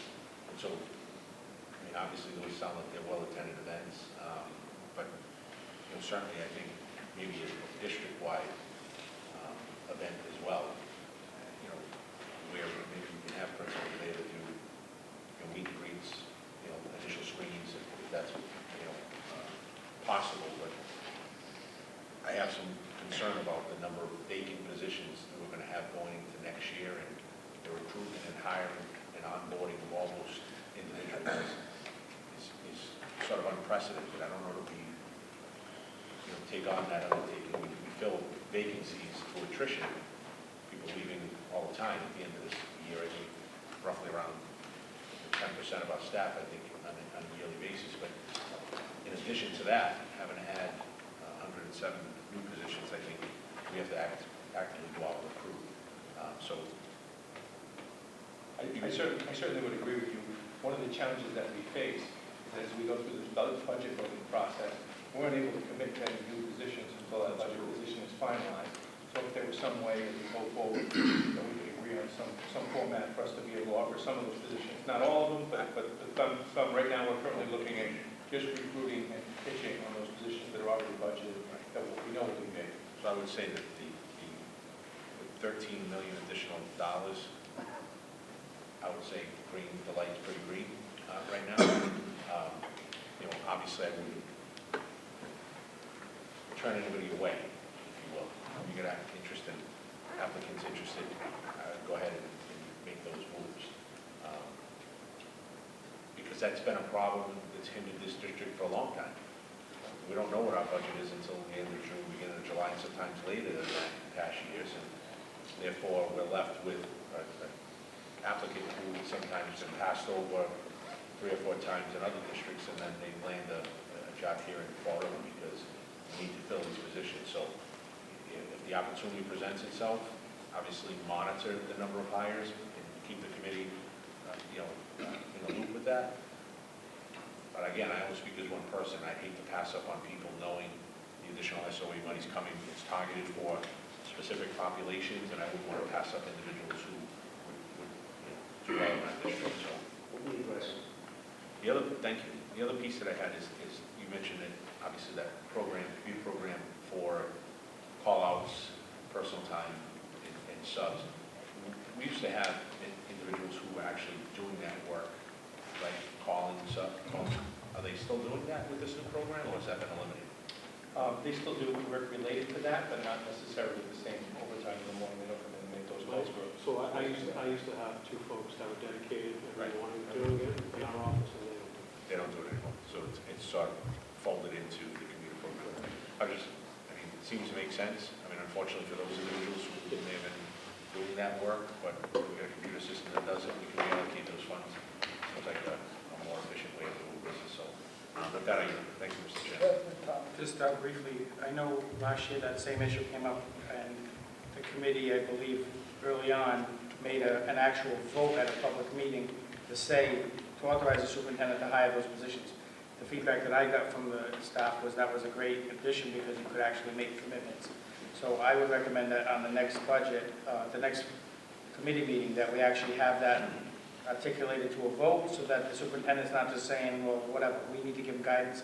I'm all for it, hire the positions we need to, but whatever that vote was, if you could research it, I would definitely be in favor. Put that anyway. Tom? Well, I just want to preface my comments by saying I think your initial report is right on. I'm really glad to see HR pull itself together, spring and these programs and our subs up to level. I just want to state my general concern. It's not just to HR, it's to Dr. Malone as well, that we continue to aggressively pursue cultural diversity as we build our ranks in the Fall River schools. As far as our support personnel, our instructional personnel, it's really important that we look at cultural mixes so that we can continue to move our classrooms forward. That's all I care about. With that, I yield. May I respond? Yeah. I just want to let you know that we have a program that was in the district years ago, and we'll wait for a little while, and it's back now, the JET program. JET program helps our paraprofessional ranks attain a bachelor's degree, finish that degree, and get certified as a teacher. Last week we did an informational meeting with those people. We had approximately 15 people attend. I had another 4 or 5 that said, please send me the information. We have a much more diverse population within that JET rank, and they're already working with students, so they're sort of already prepped, they're battle tested, they know our schools, so it's a good transition plan for them. It was pretty well attended last week, and that's one of the strategies we use to try to help diversify. when I hear report outs like that, it makes me very, very happy that, you know, we're pointing in that direction. With that, I yield. So glad you're happy. Paul, Oh, Paul, sorry. Tom, last time I was on the school committee, there seemed to be a lot of teachers leaving the district. How has that been in the past recent years? I would say our And I retention won't rate, say that there was a lot of, it was a number that you had to kind of focus on. so I think the retention rates have improved the last 3 years.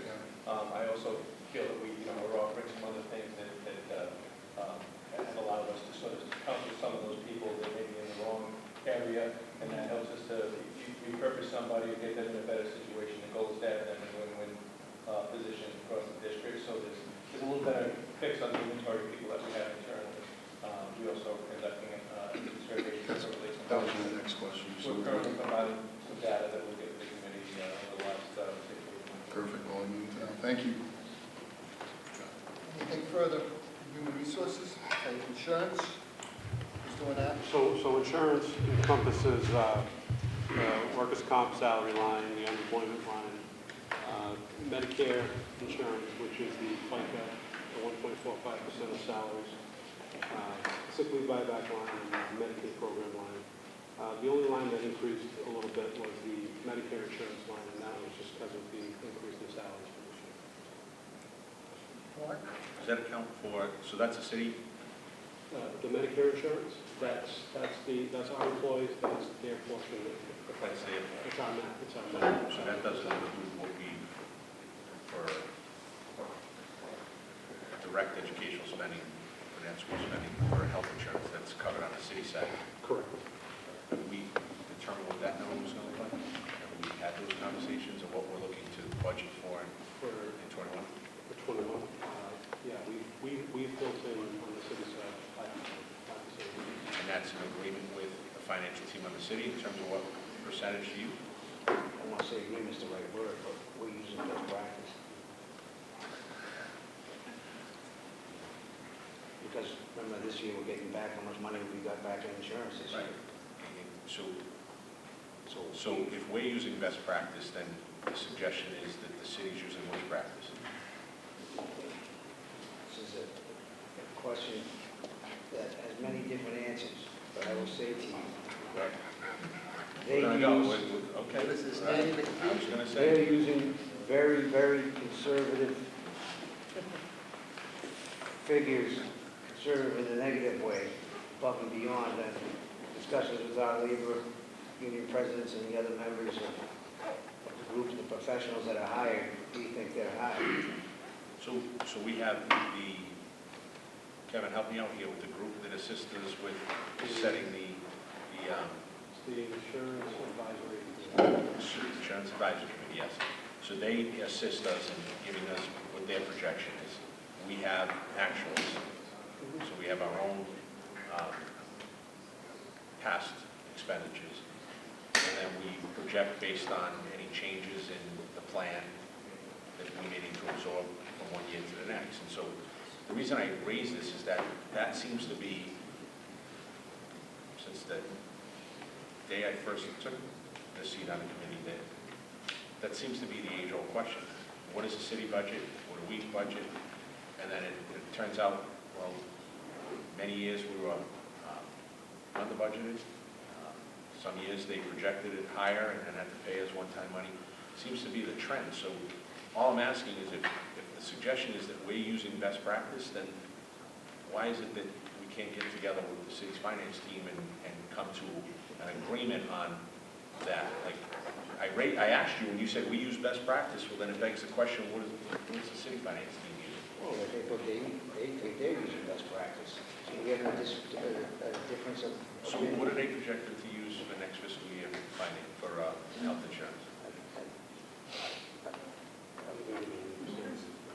We've been told 8%. They're going to use 8. They haven't decided that. They're saying That's that. not final, that's what we've been told. What I will say is this, I've used 5%, and the 5% that I've used is consistent. So over the last several years, I've used anywhere from 3 to 5%. That's right. And so I'm basing the 5% on history, number one.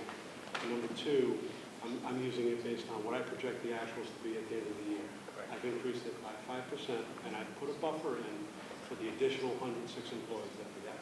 So that's the way I built the insurance for the schools.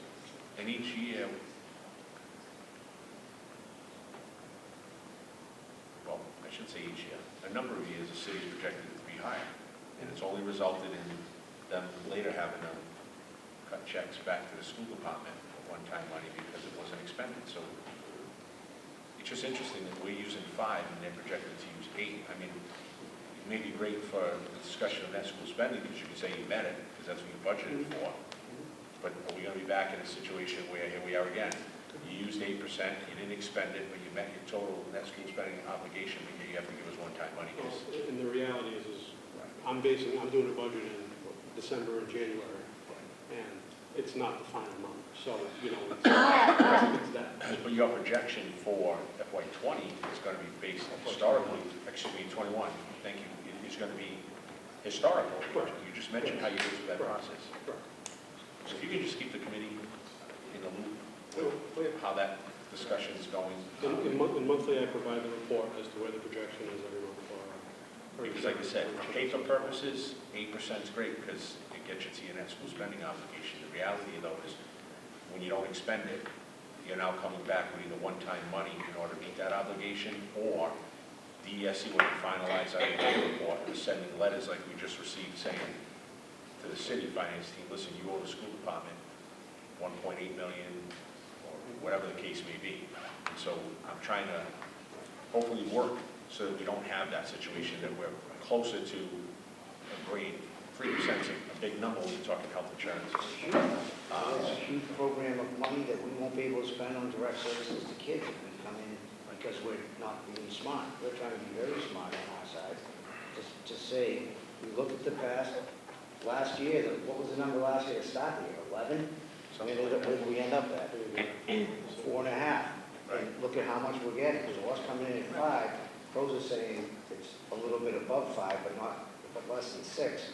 We're sitting there going, this is, you know, this. And I know those are tough conversations to have because they're real dollars. If they budget less percentage, that's more actual dollars they need to meet their obligation for. If they increase their percentage, it's on paper, looks like they're contributing, but the reality is when those claims get paid and they don't meet their percentage, that gap gets paid to us at some point.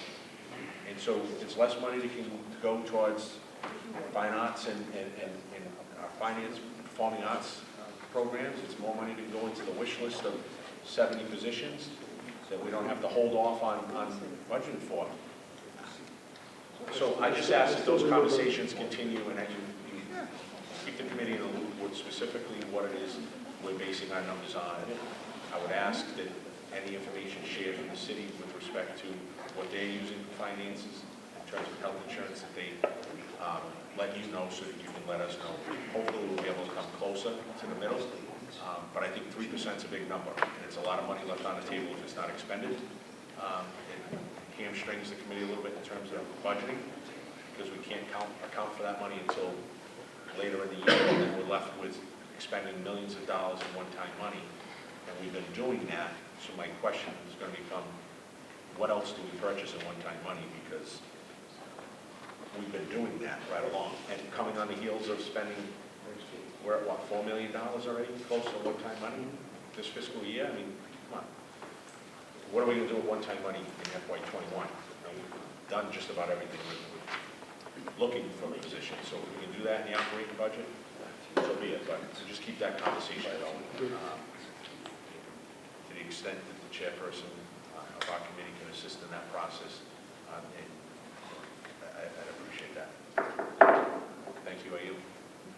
Kevin?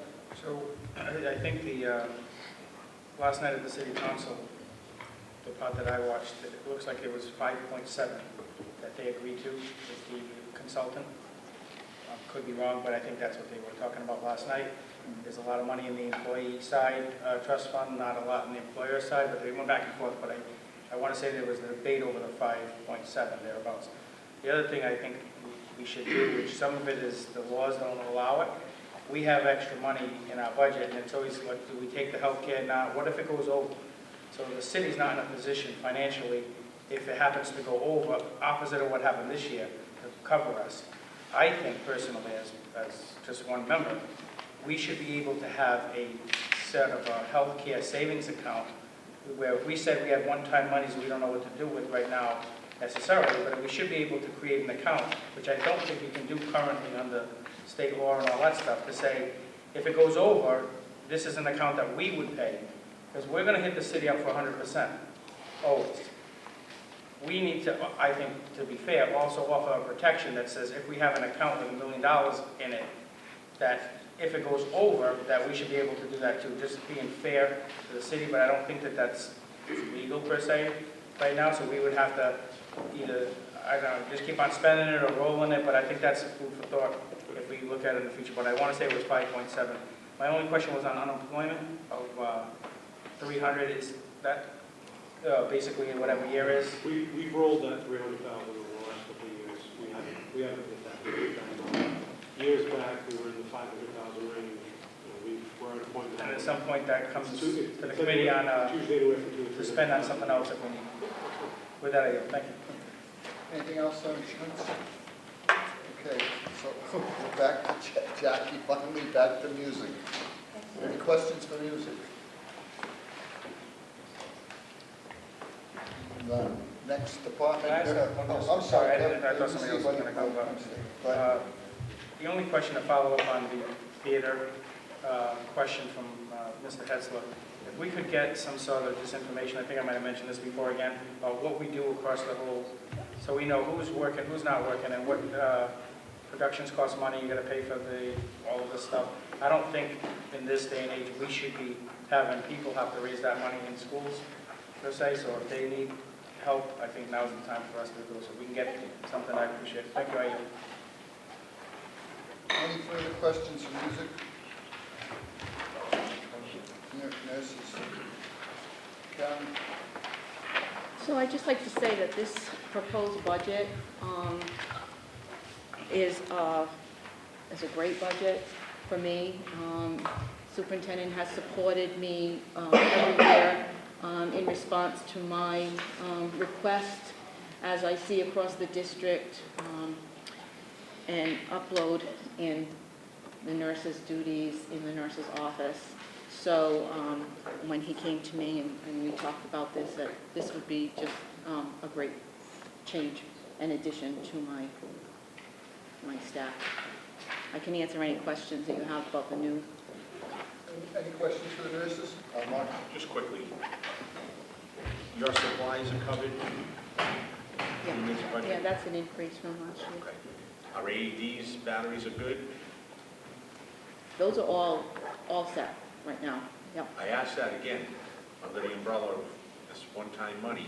And so I know that when we first started proposing the AEDs, there was this, over years, we have to replace batteries on them, we have to make sure that we're upgrading them, We've had a discussion. We've had a discussion on that, and I'm actually in the process of getting a bid to replace and upgrade most of them because a lot of them are out of warranty right now.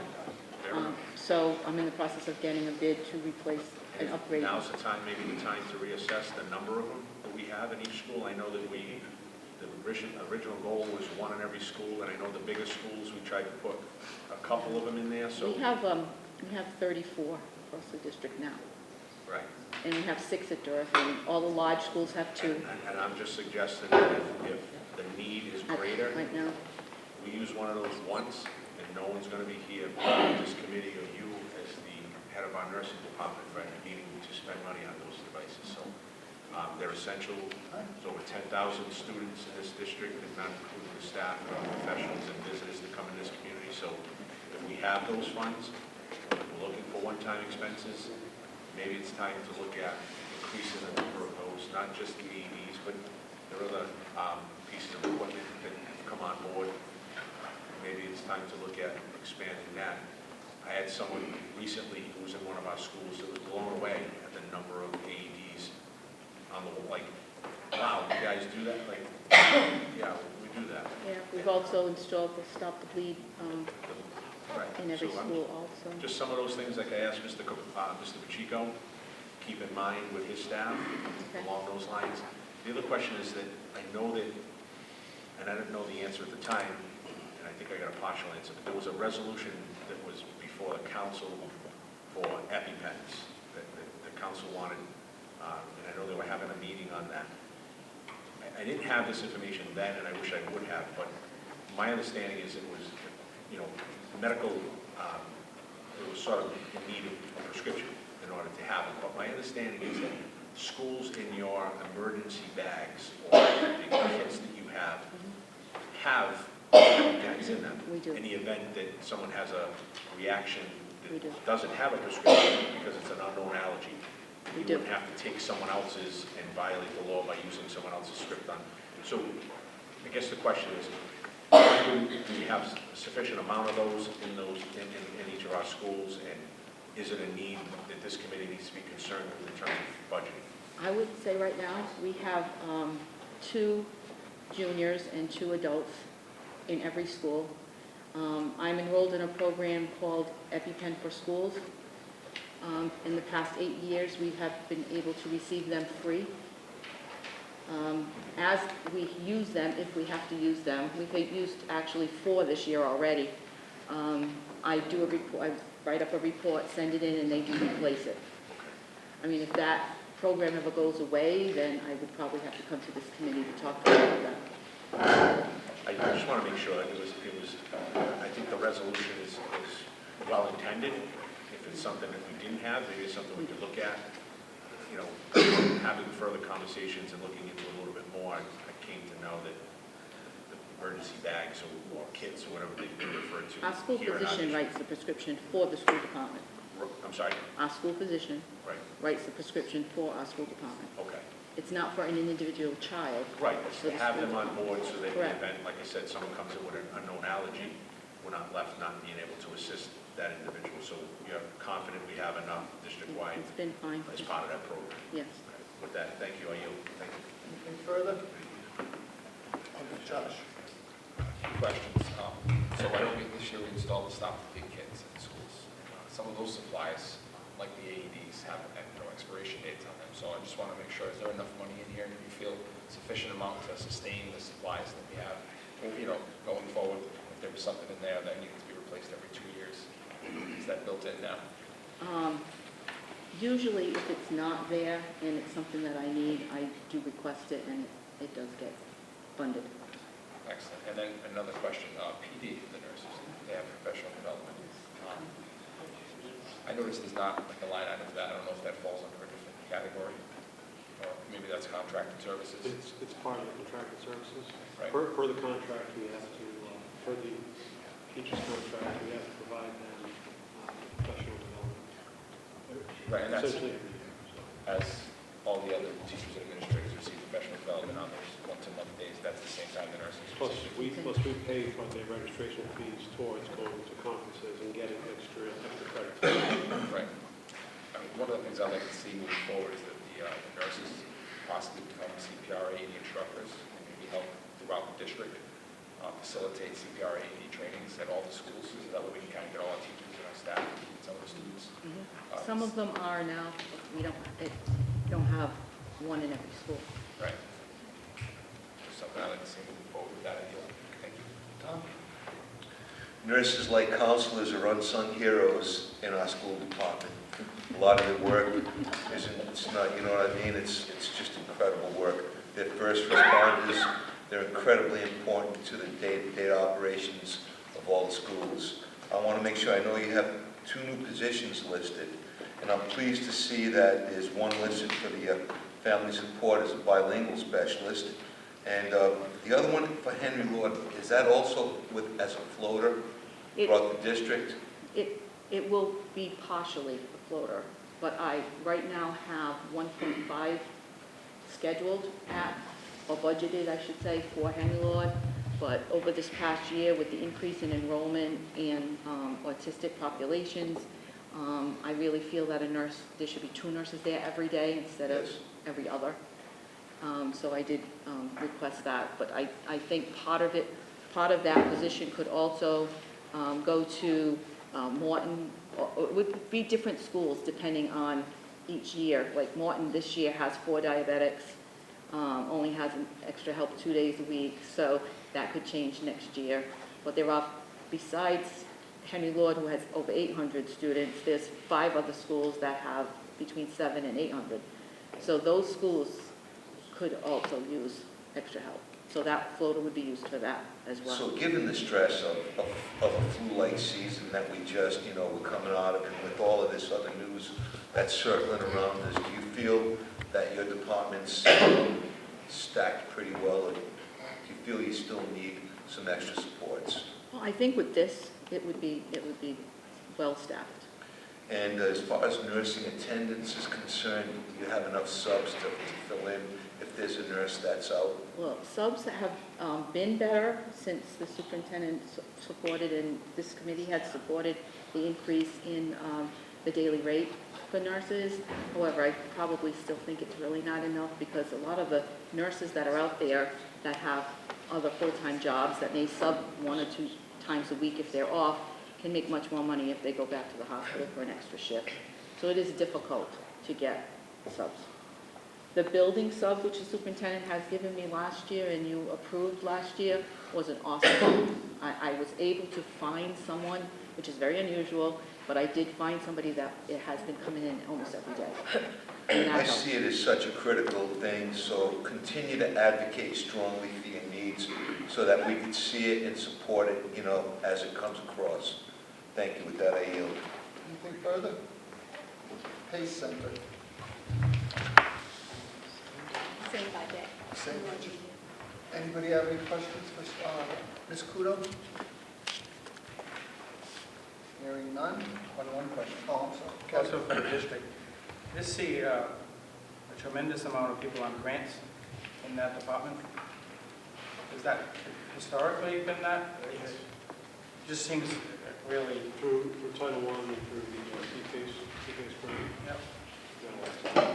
I know we're trying to get away from that and all this, but this is not new, so this is sort of... No, this has been continuous, yeah. It's just obvious, it's like 3 times as many people on grants versus the regular. It just stuck out at me like that. These are the active positions that grants are designed to support though. So when you look at the language of the grant, these roles are really what they should be supported. The intent of the grant is to support them. The Title I, schools use Title I too, but the need is there and you've staffed it properly, so I have no problem. Thank you. Mark? So, it looks like you're doing a split on salaries, operating the grants. Yes, because so Mrs. Cavallo's position as Director of Early Childhood, the CFACE grant covers, it's a state grant, it covers half of the salary and the operating. And Ms. Ryan, do you think she's coming out of someone else's budget? No, so Mrs. Ryan's salary is 0.5 on here and 0.5 in Berkeley. Because Mrs. Ryan acts as the, No, I know. she's the lead for social studies. Right, so it's the same thing, it's split. Just a split through the Can I don't need you to recreate another position. Just, if you can articulate that when the budget is finalized and it goes down to the council, just so that they can see that. I mean, just in the margin, put the other point, that's only a 0.5 and the other point, because I suspected that was the case, and I could obviously see it with Ms. Cavallo, and if you could just articulate that so someone looking at that budget can tell that there's a portion of the salary that's located somewhere else and not just on that grant. But that, Anything further? Oh, I'm sorry. All right. I just have a question. What's the difference between the family support specialist and the parent community worker? What's the difference in job descriptions? So the family support specialist works with families to identify needs from the beginning and put those needs in place, and then we'll follow through with the schools. The community support was a position that was created before I came on. They do registrations. They'll go to schools also to translate and help with like community events. Okay, thank you. I yield. Anything further? Next up, health and phys ed. Ms. Sharp is unavailable right now, but very excited about the position that we're adding. I know Mr. Roach might be able to answer any questions on it, but we have a new position that we're brought forward to the committee for an ASD-specific support adaptive PE gym teacher, which will be the first in the district. I'm very excited about that. On top of that, in this area, we've added money for mileage for conferences, for curriculum, and for general supplies. In PE, we've been told last year there was a big purchase as well. Buy as much stuff as gym teachers want for the gyms and materials and equipment. We got lacrosse sticks now, we got tons of basketballs, flexible stuff, and so I have no need to say we need more, and if there is more, we support phys ed wellness, so we'll go look at those requests and purchase them. But the one change, the major change, is that new position that sits on this budget, and it's an itinerant. Okay. Do we have no itinerant, regular? Not ASD. No, I mean regular, this is the phys ed for the district, right? Yeah. Wouldn't it show itinerant? So we have three, so we currently have three AD teachers that are itinerant, go between schools. That's what I'm saying, but just the only itinerants are the adaptive phys eds. Correct. We used to have regular phys ed teachers that bounced around. We don't have that Everybody anymore. else is housed in schools. And I do support that class. If I don't need any questions, it's the right thing to do, and I yield. Thank you. Anything further? Oh, Josh. A question to Mr. Superintendent. So it's the health and physical education. So Mr. Sharp will see the health teachers and physical education teachers across the district. Yes. So it's another area, like I was referring to with the nurses, where, you know, the PD days, if possible, that we can pay to have our health teachers, maybe even our physical education teachers, become CPR AD instructors. Again, so that way we can roll it out maybe there as well. You and I have talked about this idea before. I think it's a good idea, and just getting a mechanism to do it. I mean, just so the committee's clear, Mr. Hetzler and I have talked about training all of our students and all of our staff is CPR certified, which is a good thing. The skill set, as you saw the high school kids, we trained them and they got certified a month ago. Awesome. The kids at Fontsby now are getting trained. They love it. It's a great thing. It's a life skill to learn. So we're on the same page about doing this. It's just a question of rolling it out in a time period. So the answer to your question is yes, we're just going to figure it out. Right, and the only reason I'm mentioning it is I know that, you know, there will usually be some money allocated to, you know, making sure they become instructors, and, you know, what that might look like. So I just wanted to mention it here in this moment. Thank you. Anything further? Next up, the school committee. Let's rip this one to pieces. Any questions on that? I gave you all a raise. Yeah. No, that said, oh, Mark Foster, why does that say next to 30,000? Yeah, budget error. Next is security and maintenance. Hey, Ken, stop lolling again. Anybody got any questions about security and maintenance? You're lolling again. It's okay. I really do. So we do have some new positions in security and maintenance. We're adding 2 full-time safety officers. Hopefully, they will be used at the elementary schools. We're adding two part-time safety officers. We're adding 1 plumber. The plumber's workload right now is 255. So they're the most, it's the highest workload of all of the trades. So that's the reason why we're adding an extra plumber. And we do have outside companies that come in and do watch work, but I don't want to pay that rate for our maintenance work. So this is maintenance items for about 200 right now. The Durfee manager is a position that we currently don't have, ever had. And this is based on the fact that the new building is going to require a technician to operate. So the amount of equipment in that building is going to require someone to be able to just manage that on a daily basis. And that's heating, cooling, some of the other operating systems in the building. It's not a situation where in the other buildings we trained our senior custodians to work on it.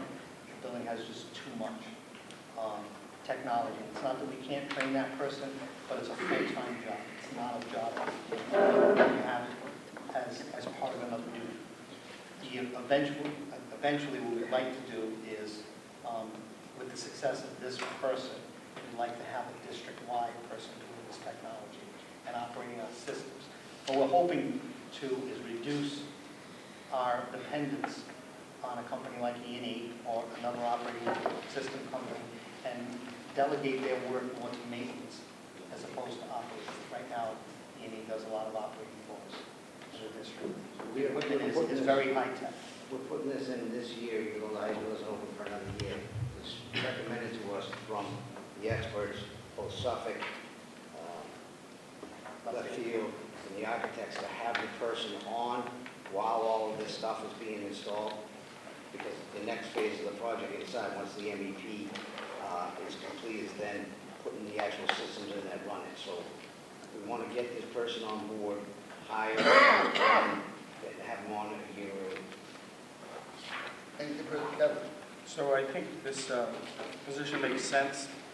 I would say we got to come up with a job description and all that stuff to be similar to what was dialogue before. But didn't we have a position called systems engineer in under Mr. Sullivan? Jason Aruda filled it. Check it out. I think that was called the same thing. So I think this was called I think it's called systems engineer for the same type of thing. They knew how to work it might be a little expanded, this sounds like, but I just think to look at that. Absolutely. And then the last position is a position that Kevin had talked about earlier, and that's the administrative assistant that him and I shared. The plumber, what I just heard Mr. Pacheco say, that we're 200 slips behind on a plumber. Since I was very successful Monday night bringing stuff up right out on the floor, I would suggest that the plumber come before the committee next meeting to hire right away, because that makes no sense whatsoever. We have 200 people behind, we got money to spend, we know it's going to be in the budget. It sounds like just get going on it now and hire the person now and get this taken care of. Mr. Chair, I'll second Mr. Aguilar's motion to refer to full committee. Second. Second. So I just think, but in closing, I just really think that makes sense, but there's other things that make sense too. So if the things that are making sense, like, don't hesitate to bring it to us so we can act on these things. Why wait? And if you can't hire somebody, it takes you 6 months, at least you'll be ready to go. But maybe you find somebody right now. With that, I go. Paul? Just quick, Kenny, you're hiring a new plumber to take on the 200 tickets that are out there. Do you foresee him staying with the... So this would be a permanent? That would be permanent. So you're anticipating that these kinds of jobs are going to continue? So, I mean, understand that the 200 tickets, there are some that are quite old on that list, but because of the emergency work that keeps coming up, some of those tickets never get looked at because we're still doing emergency work. And some of that work is also not this year. Just can't get a system. Right, and what kind of jobs are they? It's all small repairs, Yes. so some of them may be a faucet inscription, some of them may be a leak in the sink, some of them may just be a drain cleaning or adjustment.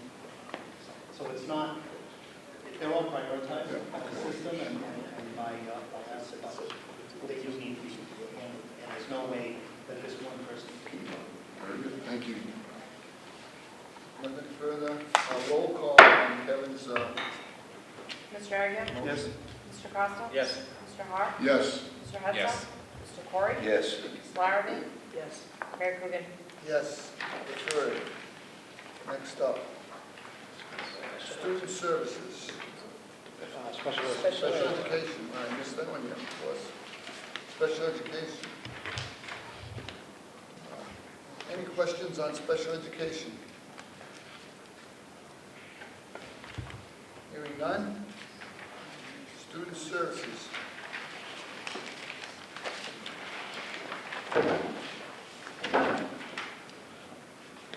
Any questions on student services? Hearing none. Superintendent.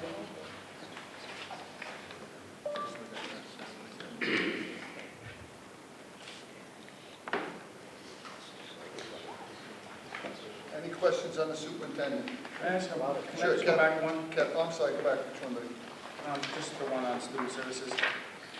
I see a lot of the stuff in here that is hypothetical, like we're looking at a 4-year-old, furniture, things like that. That's, we're putting placeholders in, or do we have actual needs that this is gonna? So this, if we support the budget, I'm opening 3 brand-new 4-year-old classrooms in the budget, and I will need to. This will cover that? Yes. So it's not just wish, It's not, no. it's not wish No. list stuff, this is really, we gotta do it. The, on the student services, the attendance officer increases, you know, we increased them, obviously they were needed, along with the attendance professionals, that, if I could ask that we get some sort of attendance document. So, Mr. Aguirre approached me at an earlier meeting last week about the attendance initiative in FY21, and I'm working on a document for the whole committee that explains what it is that we're doing, overarching, how it's all connected, all of these things to support student attendance next year. And along with that same thing, when we look at the matrix of services across, I think what would be helpful, once we get that, to say which school has an attendance officer for what days, you know, at the bottom of the list.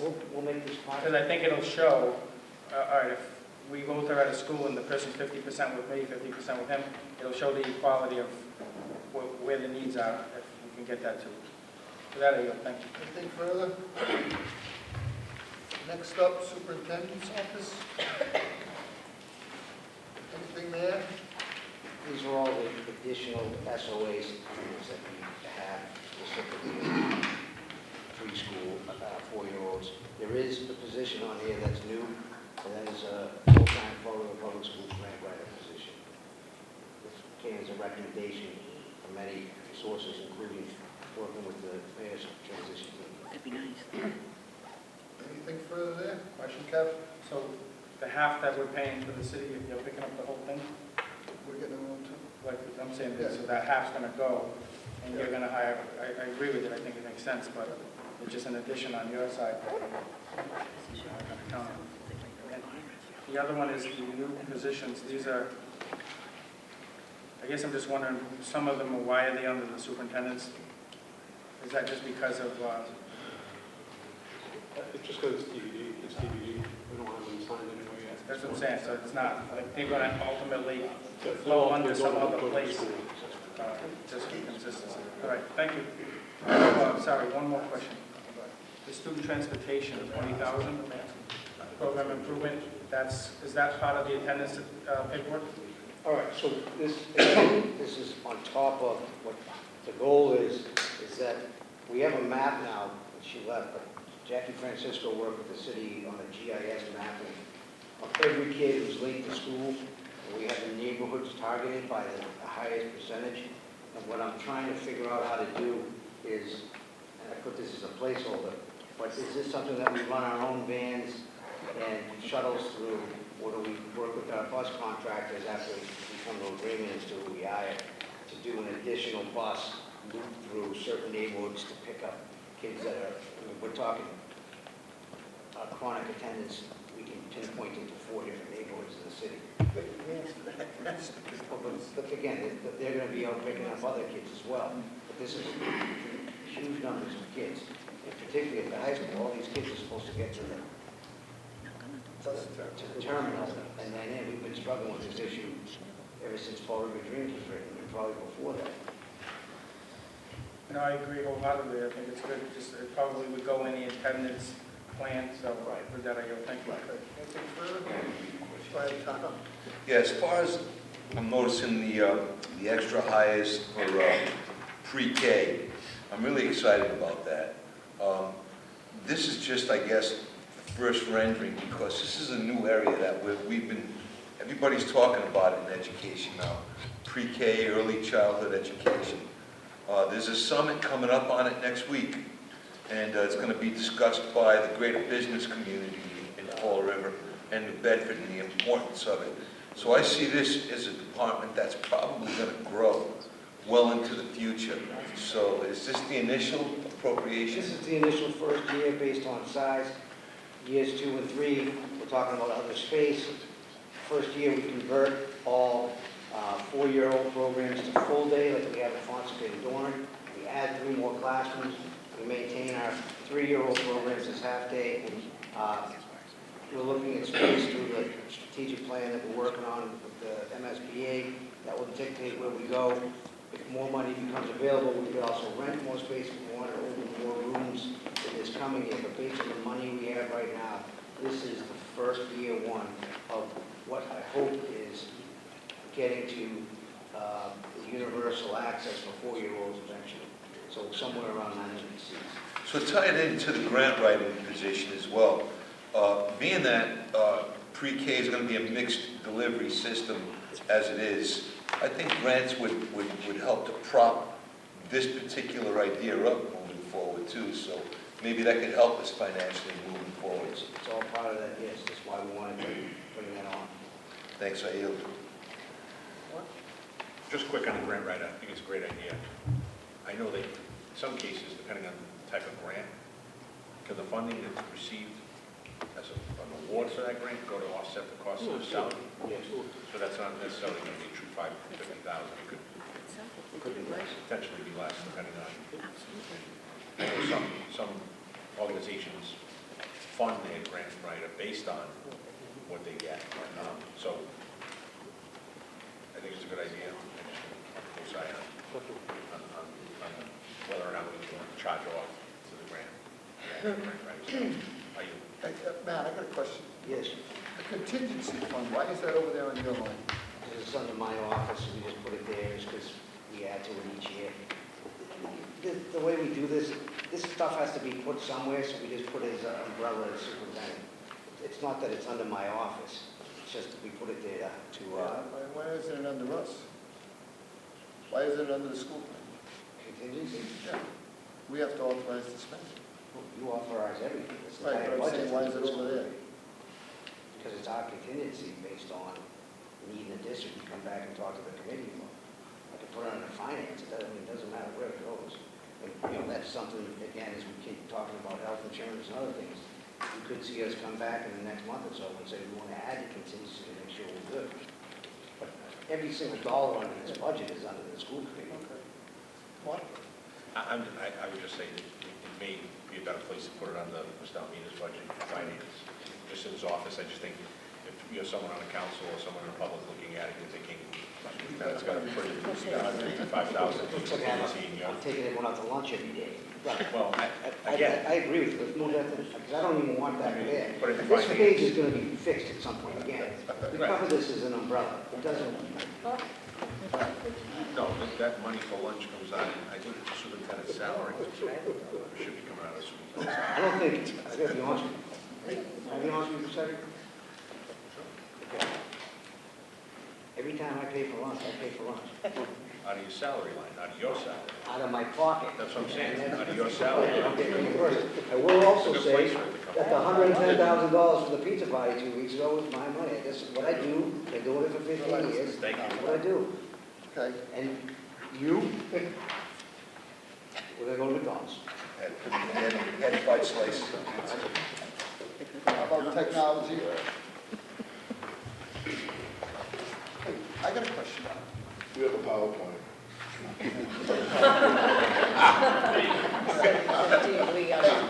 How are those computers making out down there, that lab?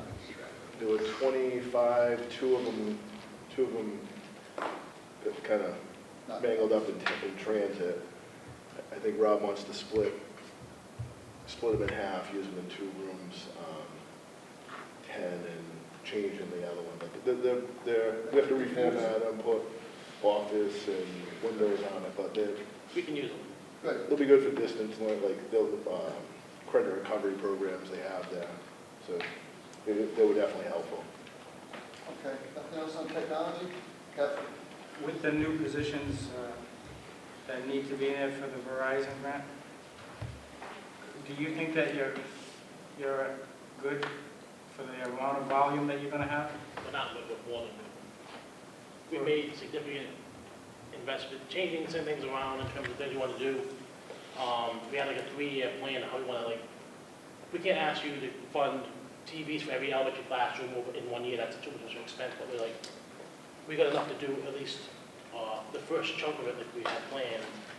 And we also had money left over to do some upgrades to some network equipment. So we have the wireless infrastructure for like the Verizon grant to make sure that when we're in our buildings, that we have the best wireless possible. That's been made possible through some of the funding in here. We have money for new computers for our teachers we're hiring this year. Starting to replace them with Chromebooks as well. And like I said, we just put in a new fiber network that will be supporting that for the next 5 years. And plus you made investments in new staff besides the Verizon people. But I think we're golden for... Yeah, I mean, the hardware, I was more concerned about the people. We have so many devices now. We're going to have enough support people to deal with. Yes. And you'll feel comfortable. So with the Verizon hires, there's 4 teachers that'll do more of the professional development, a lot of things, and 4 school-based technology people that are the fixer people for those schools. We had met with Verizon last week, and we can see that, like the person who's dedicated for, like Talbot, they're probably going to be helping out a little bit at Bonska and Watts because of the proximity of it. Same thing with some of the other schools. They'll venture out and help out with tickets to those schools too. In addition to people will be having that already. And with Chromebooks being such an easy thing to fix, if it's over like a cracked screen, we can do a lot of things remotely now. So As long as you feel good, I mean, yeah, I think now's the time to ask if you needed more. You're saying you're good? You're good, I'm good. How are you? Anything further on technology? Finally, transportation. Any questions about transportation? Josh? We get the bids back. about another week now. Thank you. Anything And the city further? council last night approved a 5-year contract, so now we go through the process. And it ends up being nice for us.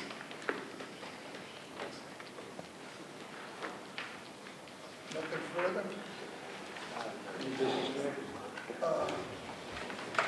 This is for... Okay. New business? Okay. Point of information. We're done with schedule. We're done with Schedule. our, So my recommendation at this time is that we take a vote just to refer it to the full committee. So we have to, so that we take a vote and release the budget to the public, the whole budget.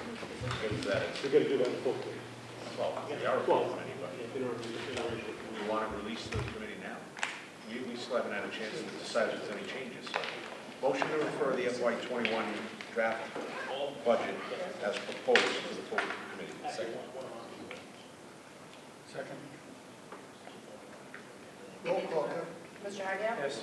Mr. Costa? Yes. Mr. Hart? Yes. Mr. Hudson? Yes. Mr. Corey? Yes. Ms. Larrabee? Yes. Mayor Coogan? Yes. As, just a comment on that. Go ahead, Kevin. So just, in light of what Mr. Costa said, I think based on this, we got a lot of information. I think this was a successful change by having the full committee do it. I, for one, am in a better place than I would have been otherwise. My suggestion, though, would be to tweak it and do what we got to do, what you have to do before it gets released, so that we have most minimal changes that we have to. Just throw it out there.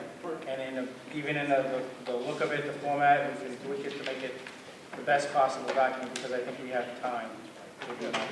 With that, I Any new business come before the committee? Mr. Malone? On this topic, I would highly recommend to the committee that perhaps they schedule another finance, because we have to vote on the SOA before April 1st. So there is a moment in time to have another meeting to discuss the FY21 budget and take under consideration the SOA. Remember, the SOA, you're improving the intent, and we have to submit that as part of the law. We got to book March 3rd. We already booked it. So that's already booked? Yeah, the SOA. March But 3rd. we could add finance to that if we're all there already. It's a scheduled meeting, the agenda hasn't come up, right? No, the agenda has not been posted. All right, Makes sense. that makes sense. All right. On the new business, the advice of our counsel, Attorney Assad, items that could not be brought forward 48 hours in advance. As you know, yesterday the governor declared a state of emergency in the Commonwealth. They recommended, the governor and then both the commissioner recommended that districts cancel all out-of-state travel. We looked and reviewed what best practices across the state and the districts. We've had lengthy conversations with our Department of Public Health, and at this time, I have a memorandum draft for the committee in which, effective immediately, I would cancel all out-of-state travel for both adults and students up through May 1st, which is the Friday which is the last day of the month, and April is the 31st, so it's the Friday of that week.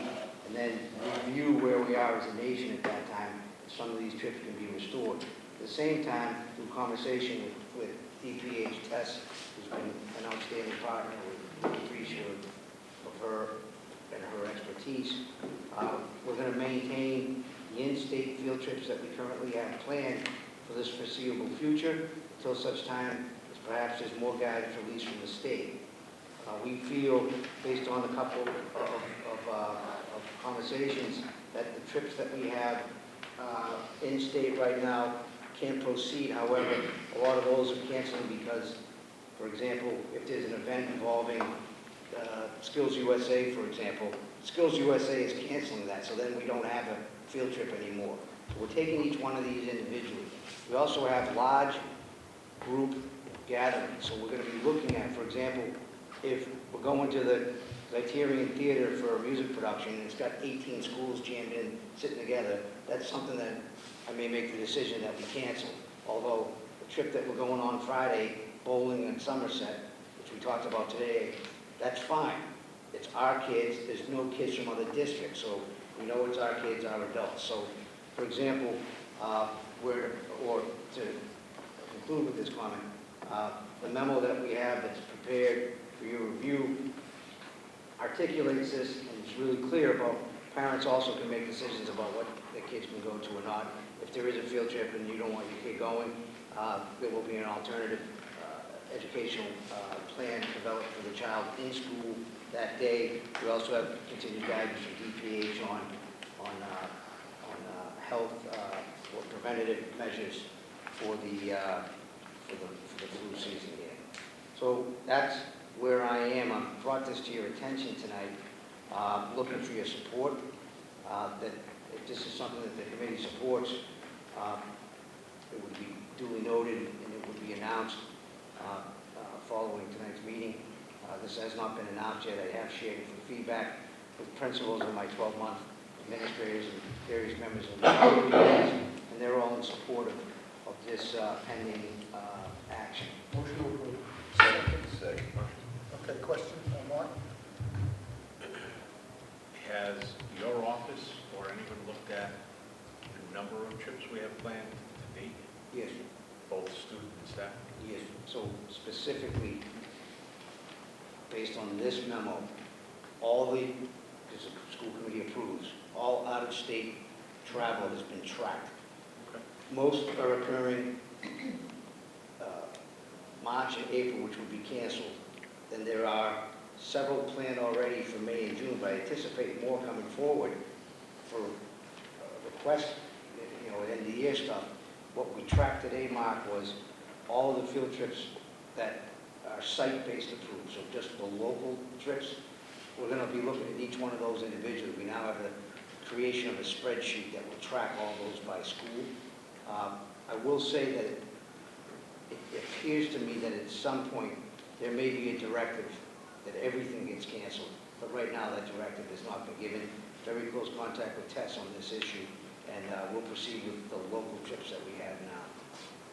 So in that process, are there organizations, school organizations, or that have already prepaid for these trips? And if so, was that money that was fundraised? If Yeah, it's so out-of-pocket we're anticipating expenses, is it that there gonna will be reimbursed? significant loss of monies.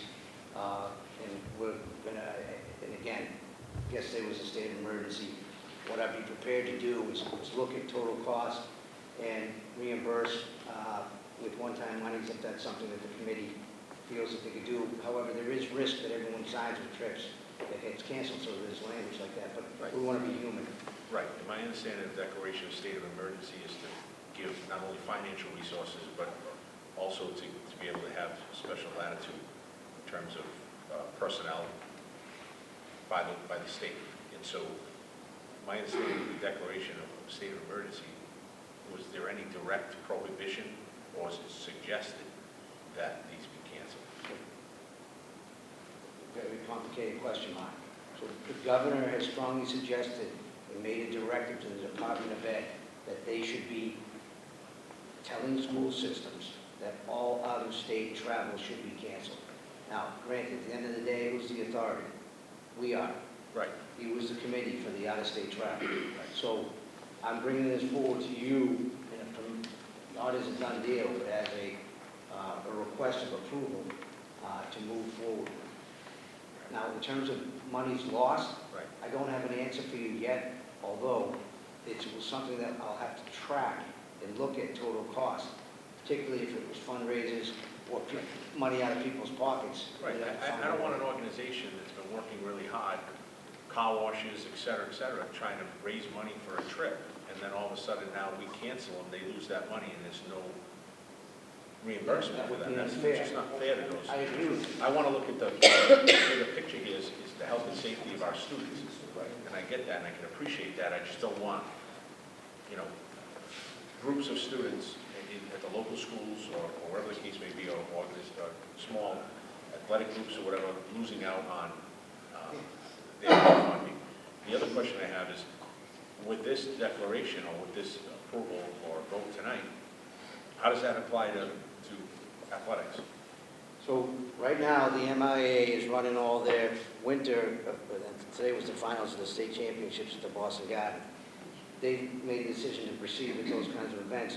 We don't have directions, although the good thing about spring sports is that they're outdoors, and that I think the health recommendations around that are much better than putting everyone inside a closed gym.